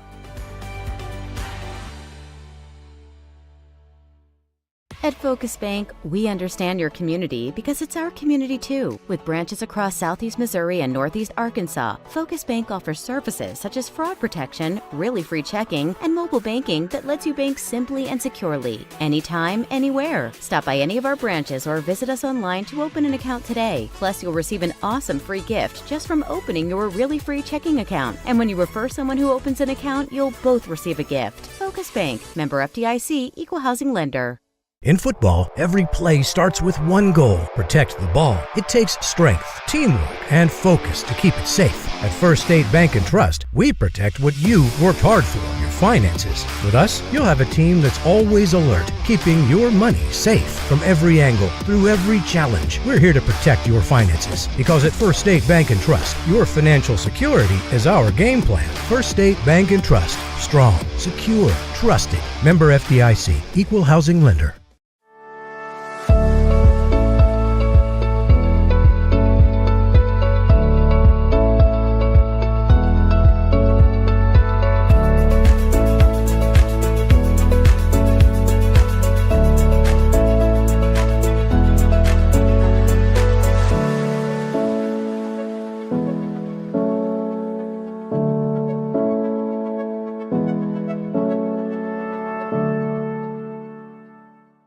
American energy dominance.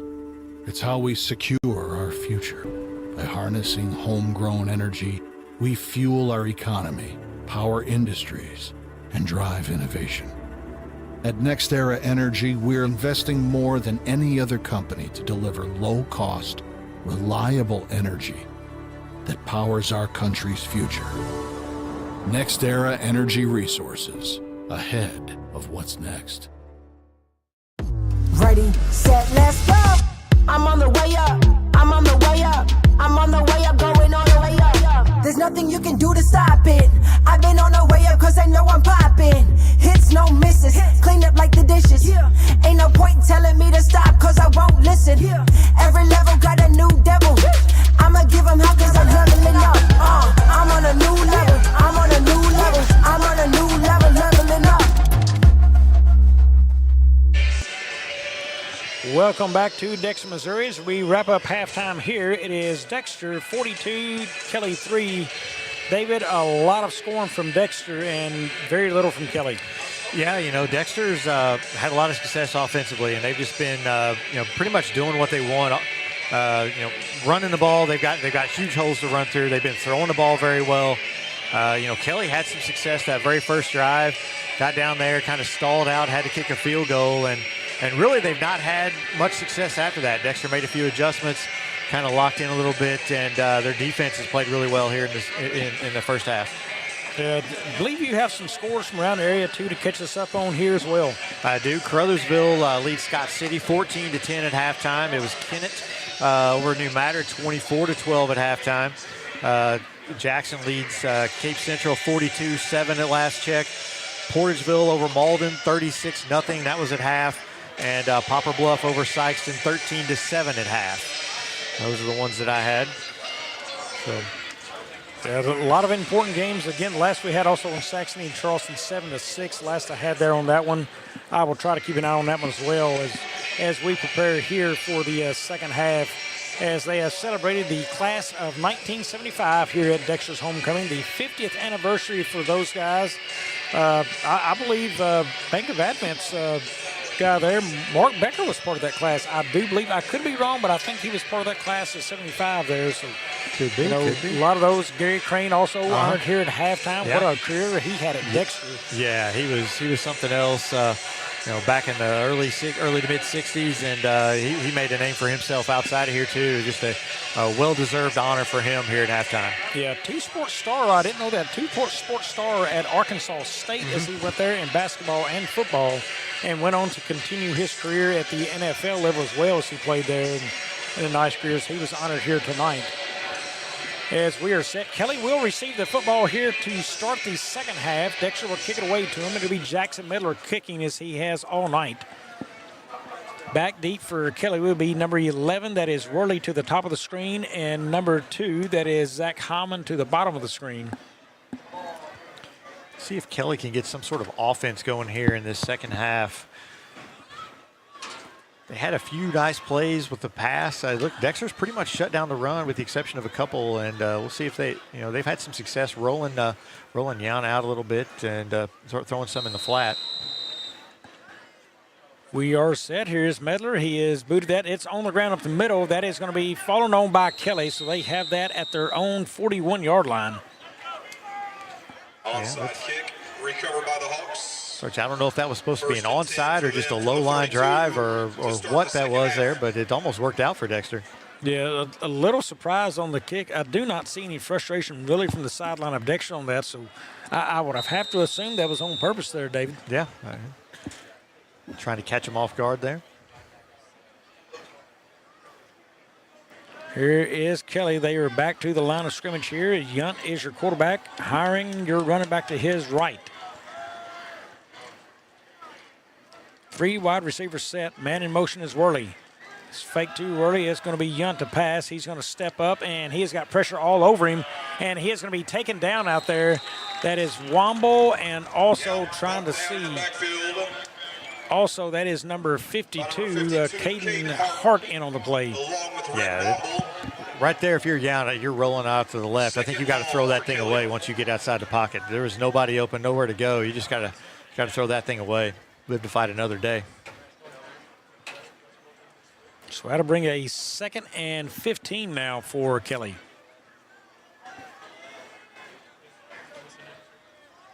Yunt will be under center here. Here's a snap. It's going to be an inside hand there up the middle. Not much going on the play. That was to number 0. That is Seth Shackles on the hand. Jackson Miller there. Dexter trying to strip the ball. Almost got it loose before the whistle blew. Yeah, Miller's kind of been the specialty there to go and do that. Once the player gets stood up, you'll see Miller reaching there and trying to strip the football out. Yeah, Dexter seems real good about that. Once they kind of get him under control, they try to strip that football, and that could get you an extra possession or two. They already forced one fumble here today and returned it for a touchdown. Yunt now on the gun. He's got Hiring behind him. Man in motion. There's Worley. Here's the fake play, and Yunt's looking, and he is going to be hit there. Baron Greer, again, his 2nd sack of the night of Yunt. Great play there by Jackson Miller out here in the flat. Kind of took that flat pass away, and Yunt had to kind of double clutch. And once he had to double clutch, Dexter was able to get to him. And Miller stayed with it. He come from the middle of the field, and he just kind of stayed with the man in motion there. Yunt, the left-footed kicker, I believe, he is back to kick this away. Turnbow just inside of his 40. Kick away is good. It is short. Turnbow's going to have to play that off the bounce, and he cannot get to it. That is going to be stopped there by Howman. Kelly's punt blown dead at the 44-yard line. So that's dead at the 44. That's where Dexter will take over. Starters back on the field. Clock is running here through we're down to under 9 minutes and 20 seconds left here in this 3rd quarter. So it looks like both coaches have agreed to have a running clock going for the whole 2nd half. I would expect this is probably the last offensive series here for the starters for Dexter. I'm going to tell you, if I am correct, the starting right guard for Dexter is a freshman. That's number 77, Giles Monroe. I mean, that is impressive at this level. There's a pass out to Hrvorovich, just throws a man off of him. Hrvorovich will get back and get positive yards out of that. I tell you what, that was a tough 2-yard gain that he had there. He caught the ball in the backfield, threw a couple defenders off, and was able to get 2 yards, but that was a tough 2 yards he got. And to finish my point on Monroe, David, when's the last time you've seen a team that wins like this that Dexter has, playing at this level in a Class 3 school, starting a freshman on the offensive line? Yeah, that's impressive. You see them. Obviously we saw a couple weeks ago. We saw East Prairie here. They had some freshman offensive linemen, but they're not having the success that Dexter's having. For a team like this to put a freshman on the line, I mean, that just tells you what kind of talent he has. Yeah, there's a pass out. Warnick tried to scoop that, could not. Short on the play. They've also got a junior, Tristan Petzel. He is also on the line. And a sophomore, that is Jack Smith, number 58, also on that offensive line, along with Walker Gerald. Now, Walker's a junior on that group. He's the biggest one out of them, number 75. But, again, impressive to see some of these young men, a freshman and a sophomore, starting on this O-line for Dexter. Yeah, you're not kidding. And that just bodes well for the future for younger guys coming up. That's going to be pretty good as well. So, Dexter's program's on the right track right here. Yeah, they've got one senior on the line. That is number 71, the center. That is Jacob Huey. Encroachment against the Hawks, 5-yard penalty. That will be a 5-yard penalty there against Kelly, the encroachment. That'll make this 3rd down a little bit easier for Dexter. 3rd and 3 is what it shows on the board. Gavin Pasley checks in for Hrvorovich in the backfield.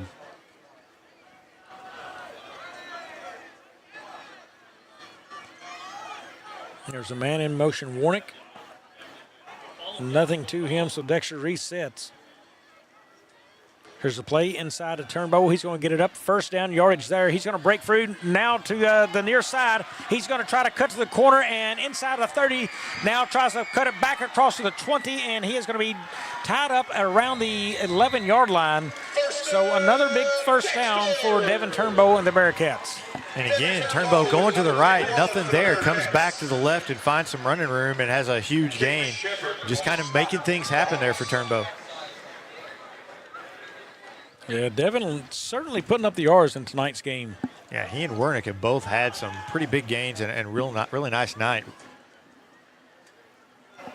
Hrvorovich now back into the pistol formation behind Geatley.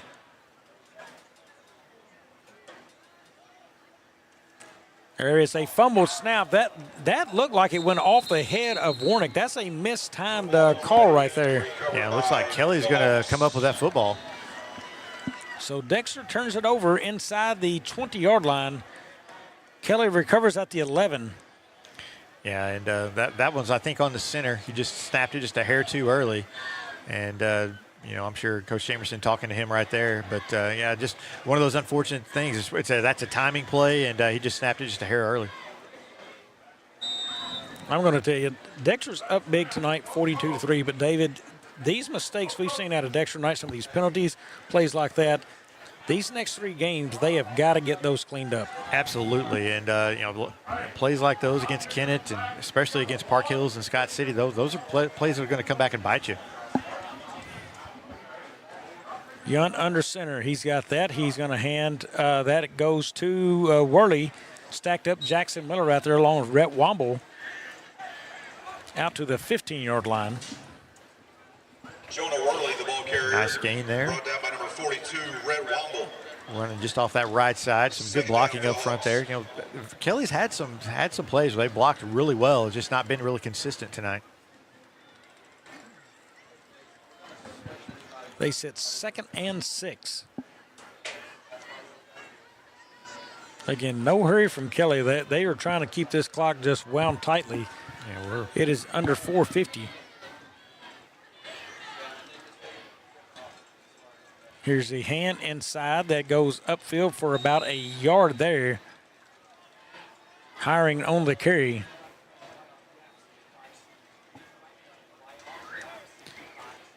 Voyevich. No, excuse me, that wasn't Hrvojevic. That was Connor Hill on the tackle.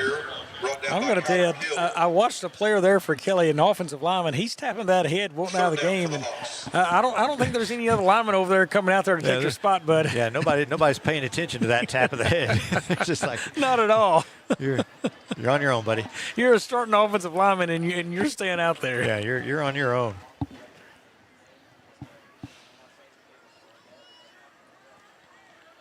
Third and long here for Kelly. And that's going to be a false start, so that will back them up unless we had a timeout. I believe they got a timeout in there. So Kelly takes a timeout. We will take one as well. We will be back here on Aycorp Sports. Timeout.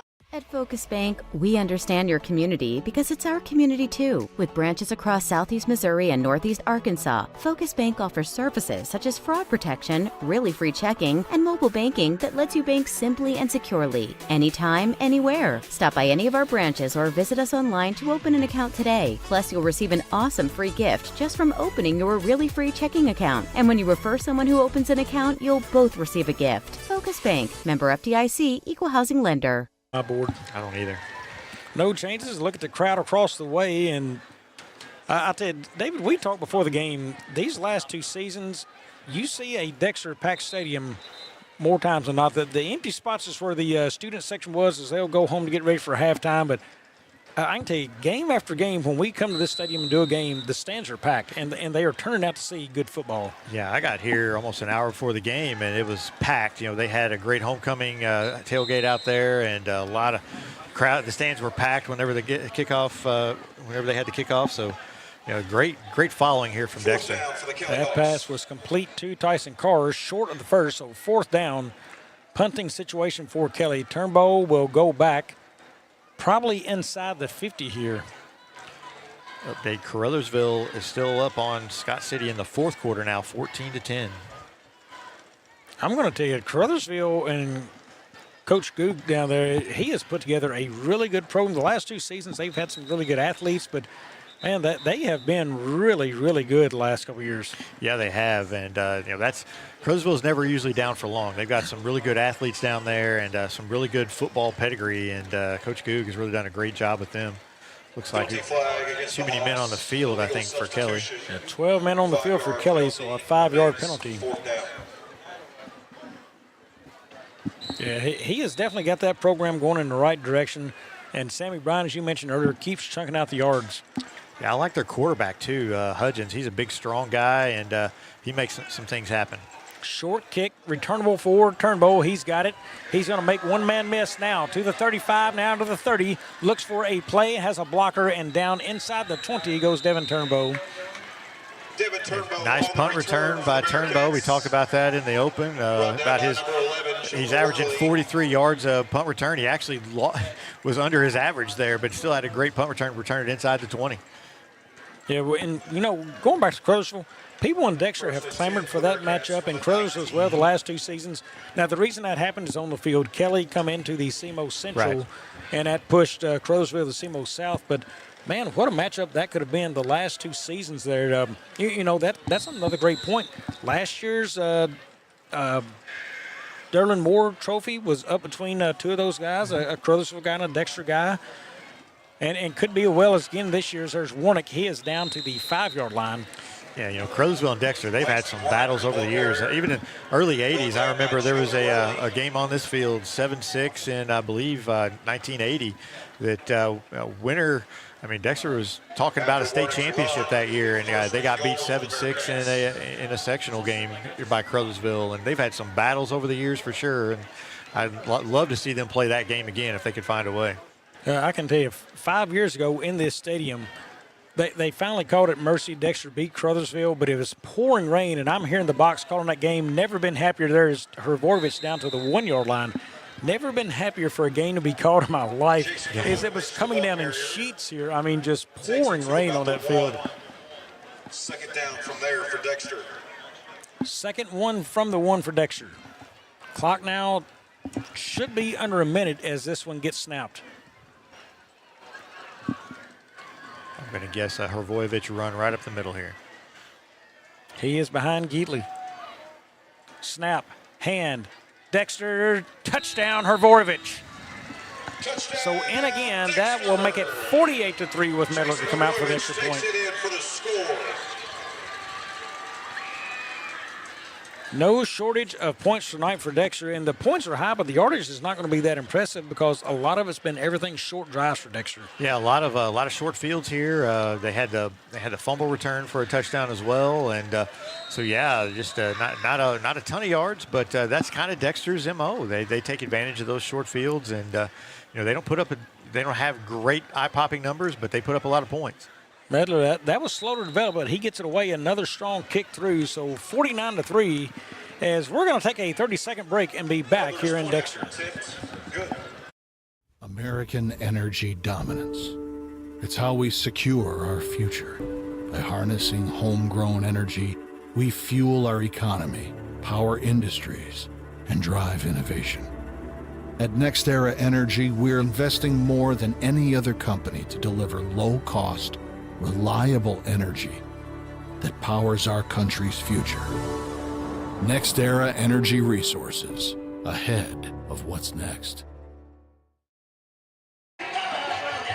Welcome back here as Dexter lead this one's 49-3. You had an update from Bluff and Sykeston game there. Yeah, it's Papa Bluff has scored again. Sykeston fumbled the opening kickoff. Sykeston took it in to score. They lead, or the opening kickoff the second half anyway. Papa Bluff leads that one 21-7 now, so a 2-score lead over Sykeston. Yeah, just a little bit of ball security problems going on for Sykeston over there. Yeah, I think that's at least 3 turnovers I know that they've had in that game. Charleston has taken a 12-7 lead right now against Saxony. That game at Houck Field up there in SEMO at Cape. There is Worley on the return. He is out past the 20, and he is gobbled up by a couple of Bearcats there. That is Barron Greer and Devin Turnbow on the tackle. Jonah Worley on the return for the Hawks. Jonah Worley's been a busy guy returning kicks tonight. He has. A lot of opportunity. A lot of opportunities, and there for the first few were kicked out of the end zone, and Medler's kind of backed off just a little bit. I guess they're working on their return team a little bit, and they want to see a few tackles in that stat department, I believe. Yeah, there you go. Yunt in the shotgun. Dexter still has all their starters in the football game. And we've got a flag. We will see if it's going to be encroachment on the Dexter defensive line there. They did step. Yeah, I saw a little movement from the guard, but that could have came from the from Dexter coming across. So and the false start against Kelly, so that goes against Kelly. Against the offense, 5-yard penalty remains. Kelly's had a few of those tonight. They just sometimes when it rains, it pours. Well, that will take us to the end of the. Well, we've got 1 second before the end of the third quarter.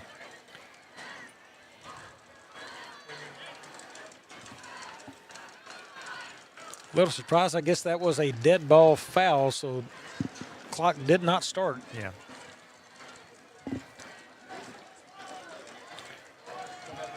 Yunt under center. Here's the plays up the middle, and it's going to be going for maybe a yard there by Worley. So that will take us to the end of the third. It is 49-3 Bearcats. In farming, the weather always cooperates. The soil is always balanced. Seedlings always flourish. But that's fantasy. This is farming. Seed, bred and tested for your reality.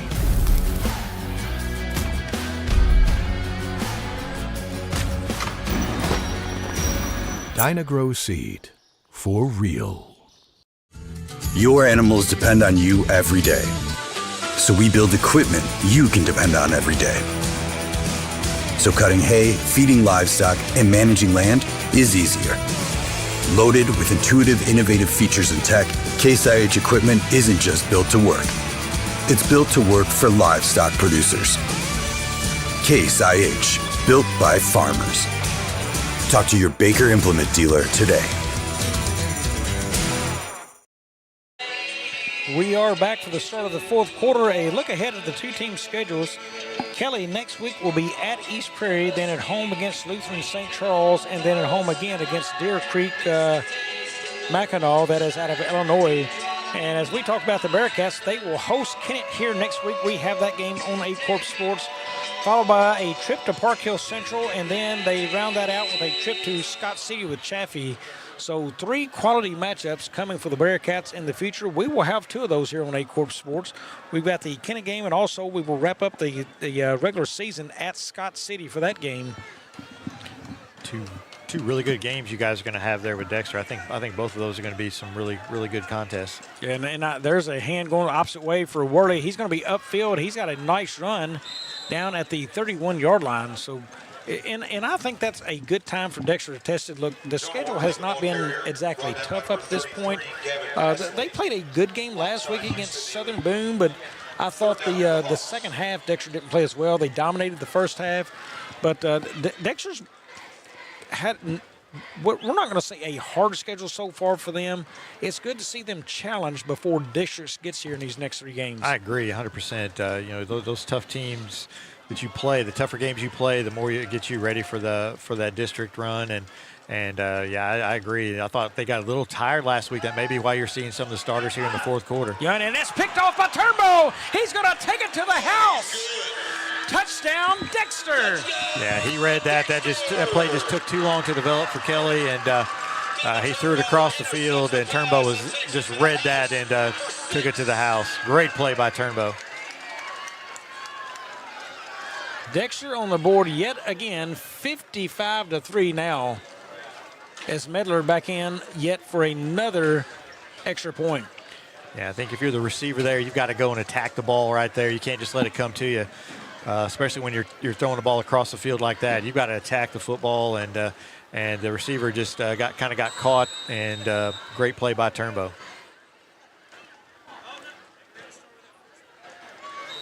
And there is a flag. Speaking about Dexter's team right now, too, I think they come in at this point mostly healthy. They did lose their punter as freshman, B.A. Templemeyer, but after that, I would say this Dexter team looks fairly healthy at this point in the season. Yeah, it seems like they've been pretty healthy. You don't see many guys over here on the bench that are, in street clothes, so that's always good to see. So hopefully, you want all the teams to be healthy come district time, and that you just want to be at your healthiest. And everybody's going to have bumps and bruises, but you want to keep them as healthy as you can. And of course, I say that, and I see Hill down there for Dexter. He's got some ice on his ankle, but I think he's been battling that issue all year. So yeah, he had a high ankle sprain. There's another high snap. Medler gets that off, and it's good again. he had that high ankle sprain. He was down here dancing in front of me on the sidelines earlier, having a good time. I think this is more precautionary. Let's get this thing treated. It's surely what it looks like. I didn't see a play earlier where he come off the field limping. Yeah, I didn't either. So that's good. You want, like I said, you want everybody healthy. You want to keep them healthy until you get into districts. And Dexter with a huge lead here, 56-3, and they're just trying to. I would assume we're going to see a lot more subs here as this game's way out of hand. Yeah, it's a good time to get a lot of guys, a lot more experience on this team as well. Put them out there, but. Look, I don't think Coach Jamerson's let up. There was a little bit of bad blood between these two teams last year over the summer, and maybe even coming into this game. But I think he won't leave his mark, and he certainly has this year. He may run it on up a little bit more before he says I'm done. Yeah, I think a statement's been made already, and we'll see if he's going to make more of one. But that's I've heard of a little bit of bad blood between these two, and it's friendly rivalry. There's nothing wrong with that. Medler will kick this away. He does. Kicks it deep. That will go toward Heilman. He's going to receive that right at his 11-yard line now up the field. And he has tackled there. Baron Greer in on that play. Good coverage. We got a couple of flags down here at the 40-yard line. I was looking downfield, didn't see what happened. Penalty flag. And these are sometimes the things you'll have on these plays. When bad blood is there and it's a blowout, frustrations can start to take hold. Yeah, sometimes you might have a cheap shot or two or something. I don't know what happened, though, but because I was looking downfield. But, yeah, they're going to get a personal foul on. There it goes against Kelly. Yeah, against Kelly. But Dexter's showing no remorse at this point. Starters still in the game on defense. Yeah, and some of that is due to what games you have coming up. They need to be used to playing a 4-quarter game, and this game's already going to be kind of cut down because the clock's continuing to run. And I see Coach Comfort over there. He may be sending some guys in, but yeah, it's probably one of those situations where you just want to get your guys as many reps as you can, knowing that you've got 3 tough games coming up. So Kelly now backed up all the way just outside their 10-yard line.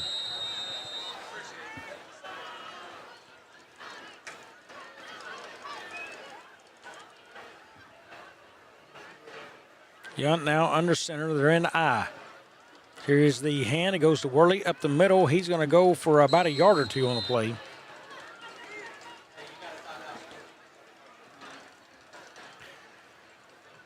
Nice little run there off the left side, gained about a yard. That's kind of what Kelly's had most of the night. Dexter's kind of shut down that running game that Kelly's known for, and forced them to throw the ball a little bit more than probably what they wanted.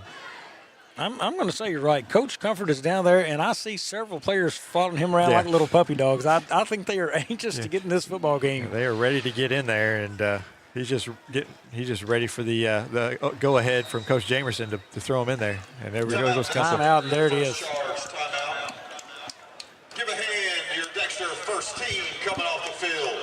Yep. So just announced Dexter now on that timeout. They're going to make mass substitutions. And rightfully so. They got one more home game coming up. That is next week. So he's trying to get those guys all the recognition they can get for this season, as they will soon hit the road. Yeah, and a nice night for this Dexter defense. They had that first drive that they gave up a couple of big plays, but they righted the ship and stiffened up and held them to a field goal. And after that, they didn't give Kelly much all night. Yeah, we've got mass subs coming in, waiting for those to happen. We will also check and see any more updates out there to give.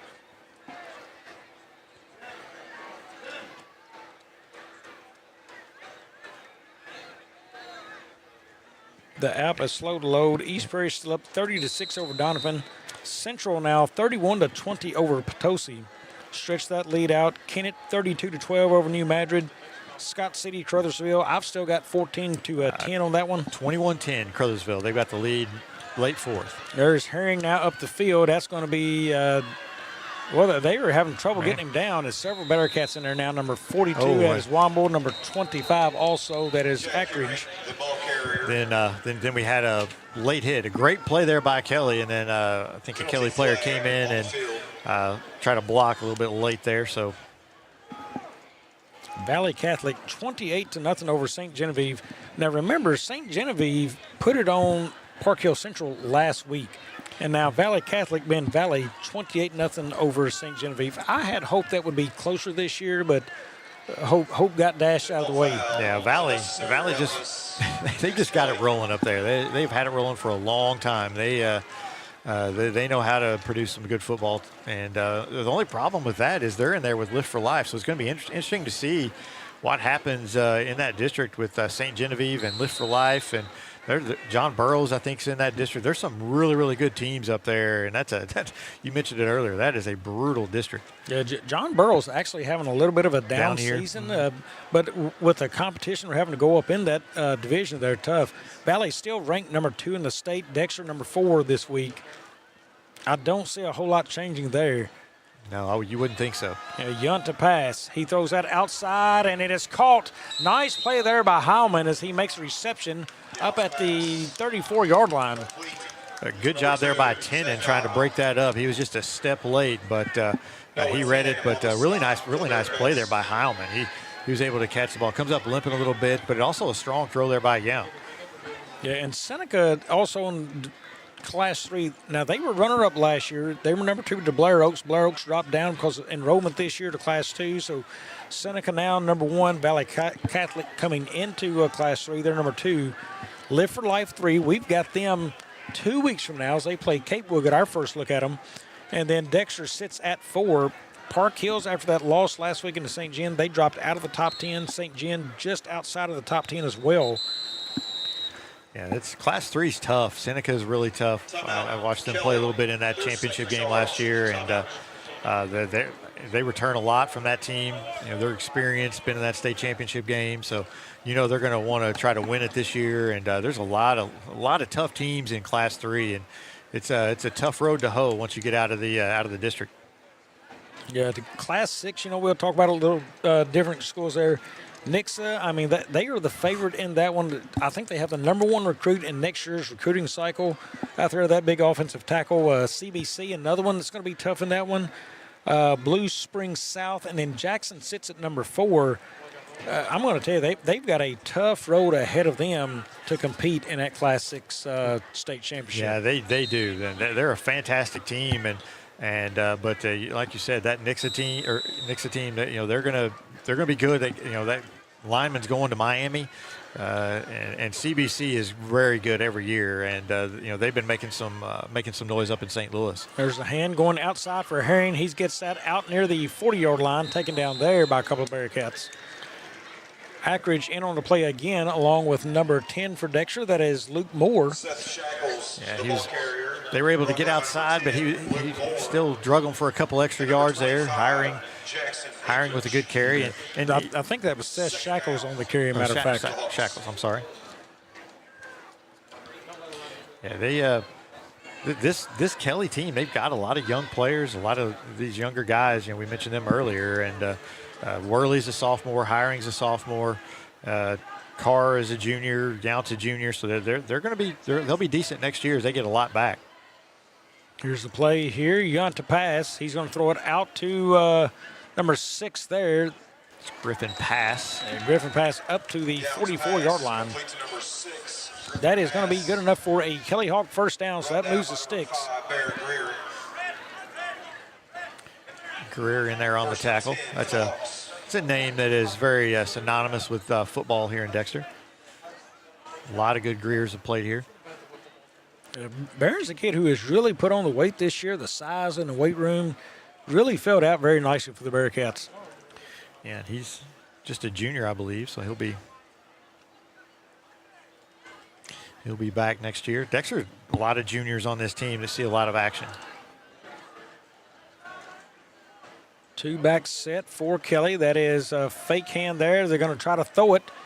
And he's going to get upfield now, hit a couple of times. That is Womble in there. Also, number 23, Medler in on the tackle. Gain of about 3 on the play, maybe 4. Yeah, there's still Still a couple of Dexter starters out there.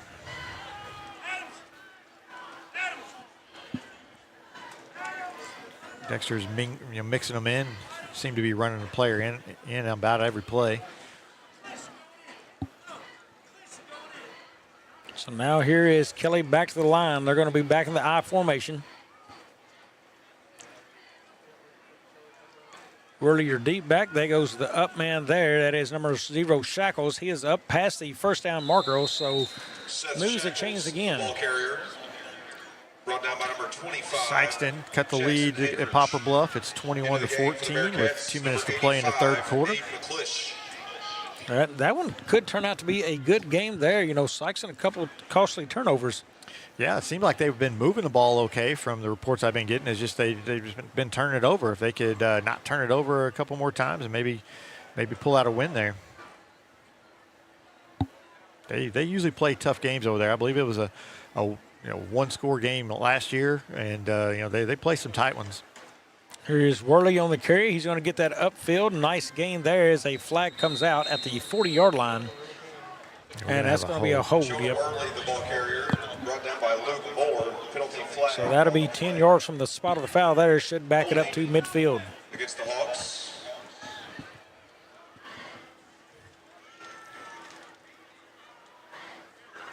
Well, David, we've talked about it all night, the competition coming. Have you seen enough to get a firm hold on who Dexter is, or does it start next week?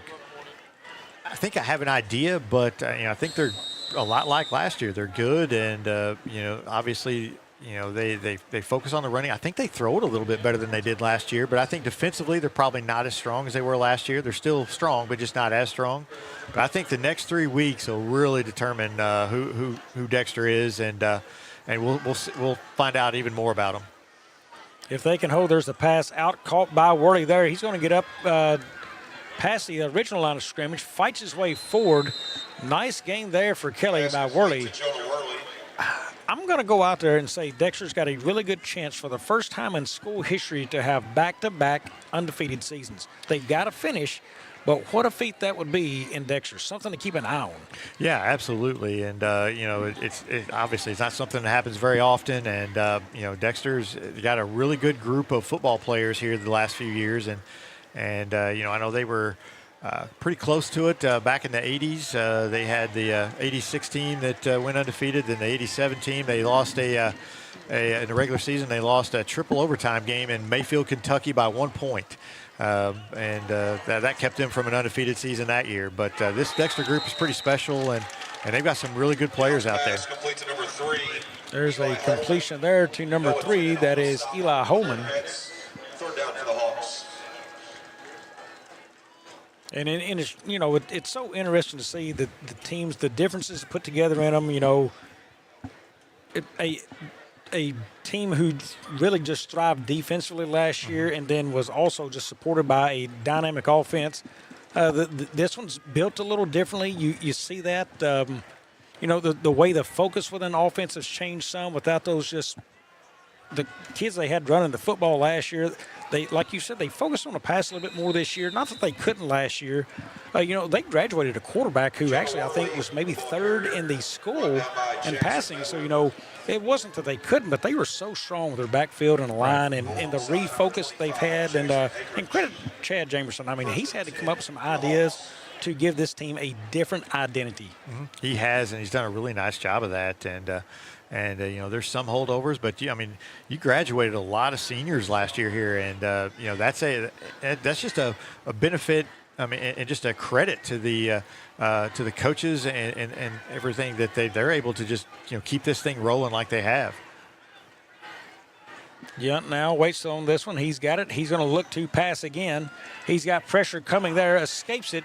He'll roll far side. Looks again, and another hand on him, and he's going to throw it downfield, incomplete. He does have a guy in the area, so no flag on the play. Yeah, I think one of his receivers has to come back and help him there. He's when he's scrambling like that, you got to come back to the ball a little bit more than that. They were both back there by the end zone. So clock now down to 3:20 and under now.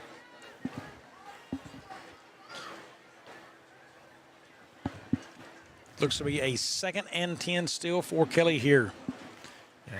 And we talked about Dexter. Kelly, they're kind of a lot of sophomores. We talked about that, but they've got some winnable games on their schedule coming up here, and they've got a chance to end up having a decent season. They'll be 2-4 after this, but they'll have a chance to get to that 500 mark and maybe a game or two over it. So we'll see what happens with them.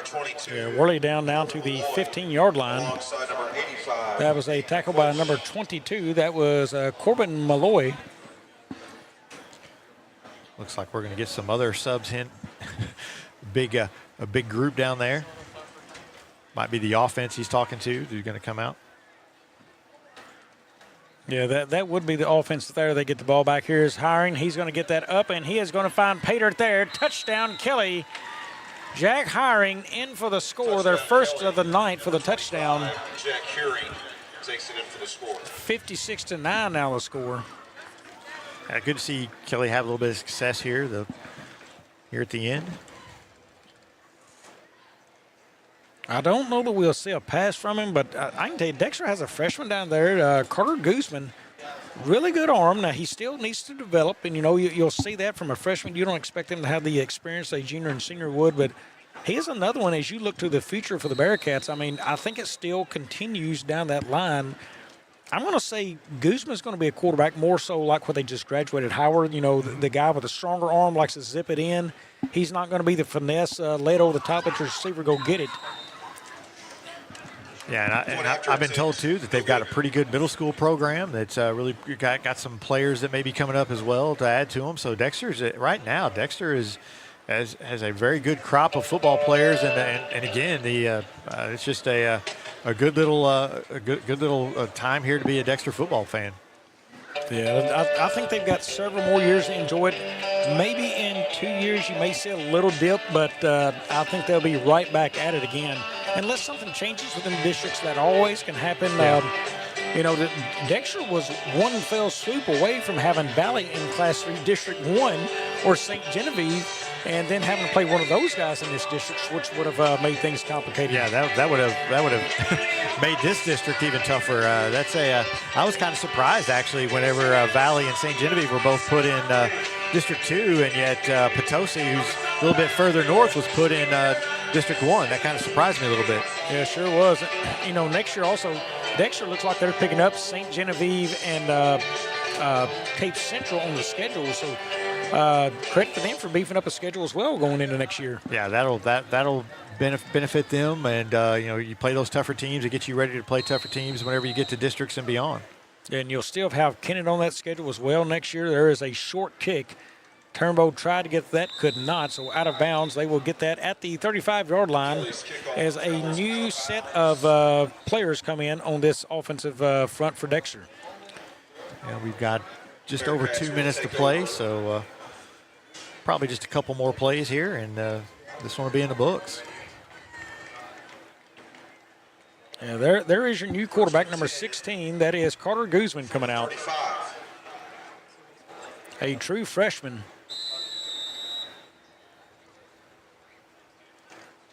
Some very good experience for a freshman out here to play quarterback. Just getting those snaps under the lights and, with the crowd, it's a lot different than doing it on a Monday night or a Thursday night. There's a snap. That hand goes to number 20 for the Bearcats. He's got room to the outside, now to the 50, now to the 40. He may get to the 30, to the 20. He's going to go. Touchdown, Dexter. Number 20, Cale Pearman, has just scored a varsity touchdown here, and Dexter gets another point on the board. Welcome to the game, Cale Pearman. What a the first just turned the corner and was gone, just outran him. A great job by Pearman, good speed. Yeah, and sad for the other guys on that group, they only got to one play, David. Yeah, got to take one snap and hand it off, and then you're back on defense because you made a really nice play. But I'm sure that Coach Jamerson will take it though. That's a big moment for Pearman.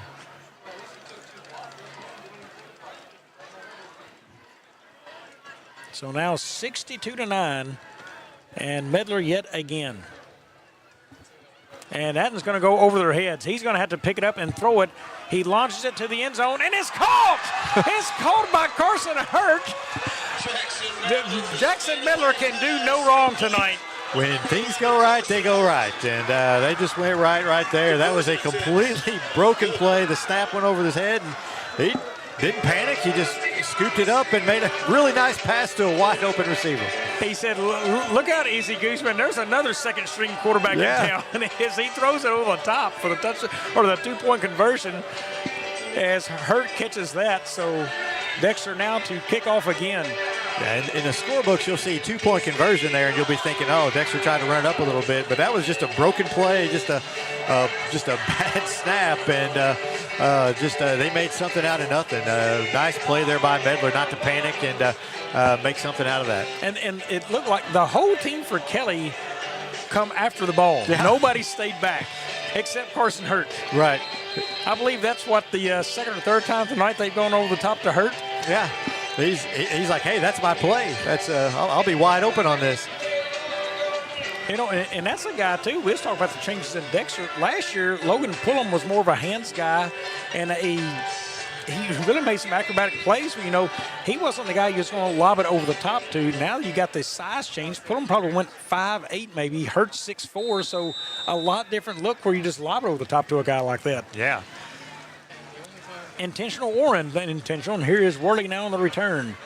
He's going to bring that up, and he is tied up at near the 23-yard line, we'll say. See Turnbow and I think Greer in on that tackle. Brought down by Barry Greer.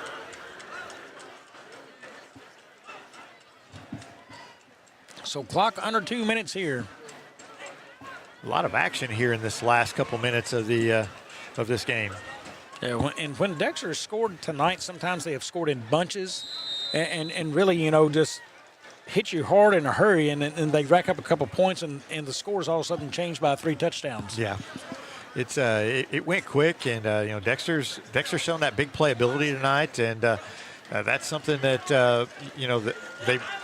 they've had that ability the last few years for those big plays. Yunt under center. And he's just going to take a knee. Looks like they are going to run out the clock. So next week, in comes Kelly to East Prairie, and they will look to rebound there. Is definitely a winnable game. East Prairie's had their struggles. They're up tonight in that game, but I think that's a game, you know, they can come in and win and get back on track. They did have the big game against Scott City. They won this year, so definitely something they will want to regroup and push forward in their season. Yeah, absolutely. Kelly's got the ability to win these last few games coming up on their schedule, and get close to that 500 record. They'll fall to 2-4 tonight, but they've got some winnable games coming up. Well, Dexter moves on to 6-0 on the season as they eye yet another perfect season. They've got 3 more to go. It all starts next weekend right here on Aycorp Sports. It'll be Kennett coming in to face Dexter as they get ready for that. And David, I'm going to try to find any more new score updates if we got them before we leave the air. I know that's one to keep an eye on there. It looks like Park Hill Central, and it's in the fourth quarter, 31-20 over Potosi. I still have Kennett over New Madrid, 32-12. If you have the same, I do. Caruthersville still 14-10 over Scott City. That had changed. I think you had 21-10 at one time. Yeah, it was 21-10 in the fourth quarter. I don't have a final on that yet, but they ought to be getting close to the final. Let me see if I can get that one before we get off the air. Yeah, Valley up 31-7 over St. Genevieve. That's in the fourth. Poplar Bluff 21-14, unless you have something different over Sykeston. It's into the third quarter, 21-14 right there, and it looks like Crowsville pulled out the win over Scott City, 21-10. So a big one there. So that just strengthens Crothersville. They get that 10 extra points for beating a team that's a larger school than them as well. Also, East Prairie, they look to finalize that one to win 30-6 over Donovan. Jackson 42-7 over Cape Lestahad. And I have not seen any more updates from the Saxony-Charleston game. What a good one that was. It was 12-7 last we had. Dexter wins this one big here tonight, 64-9 on homecoming. For our crew, for our camera people, for David Jenkins, myself, saying good night from Dexter, Missouri, and have a blessed evening.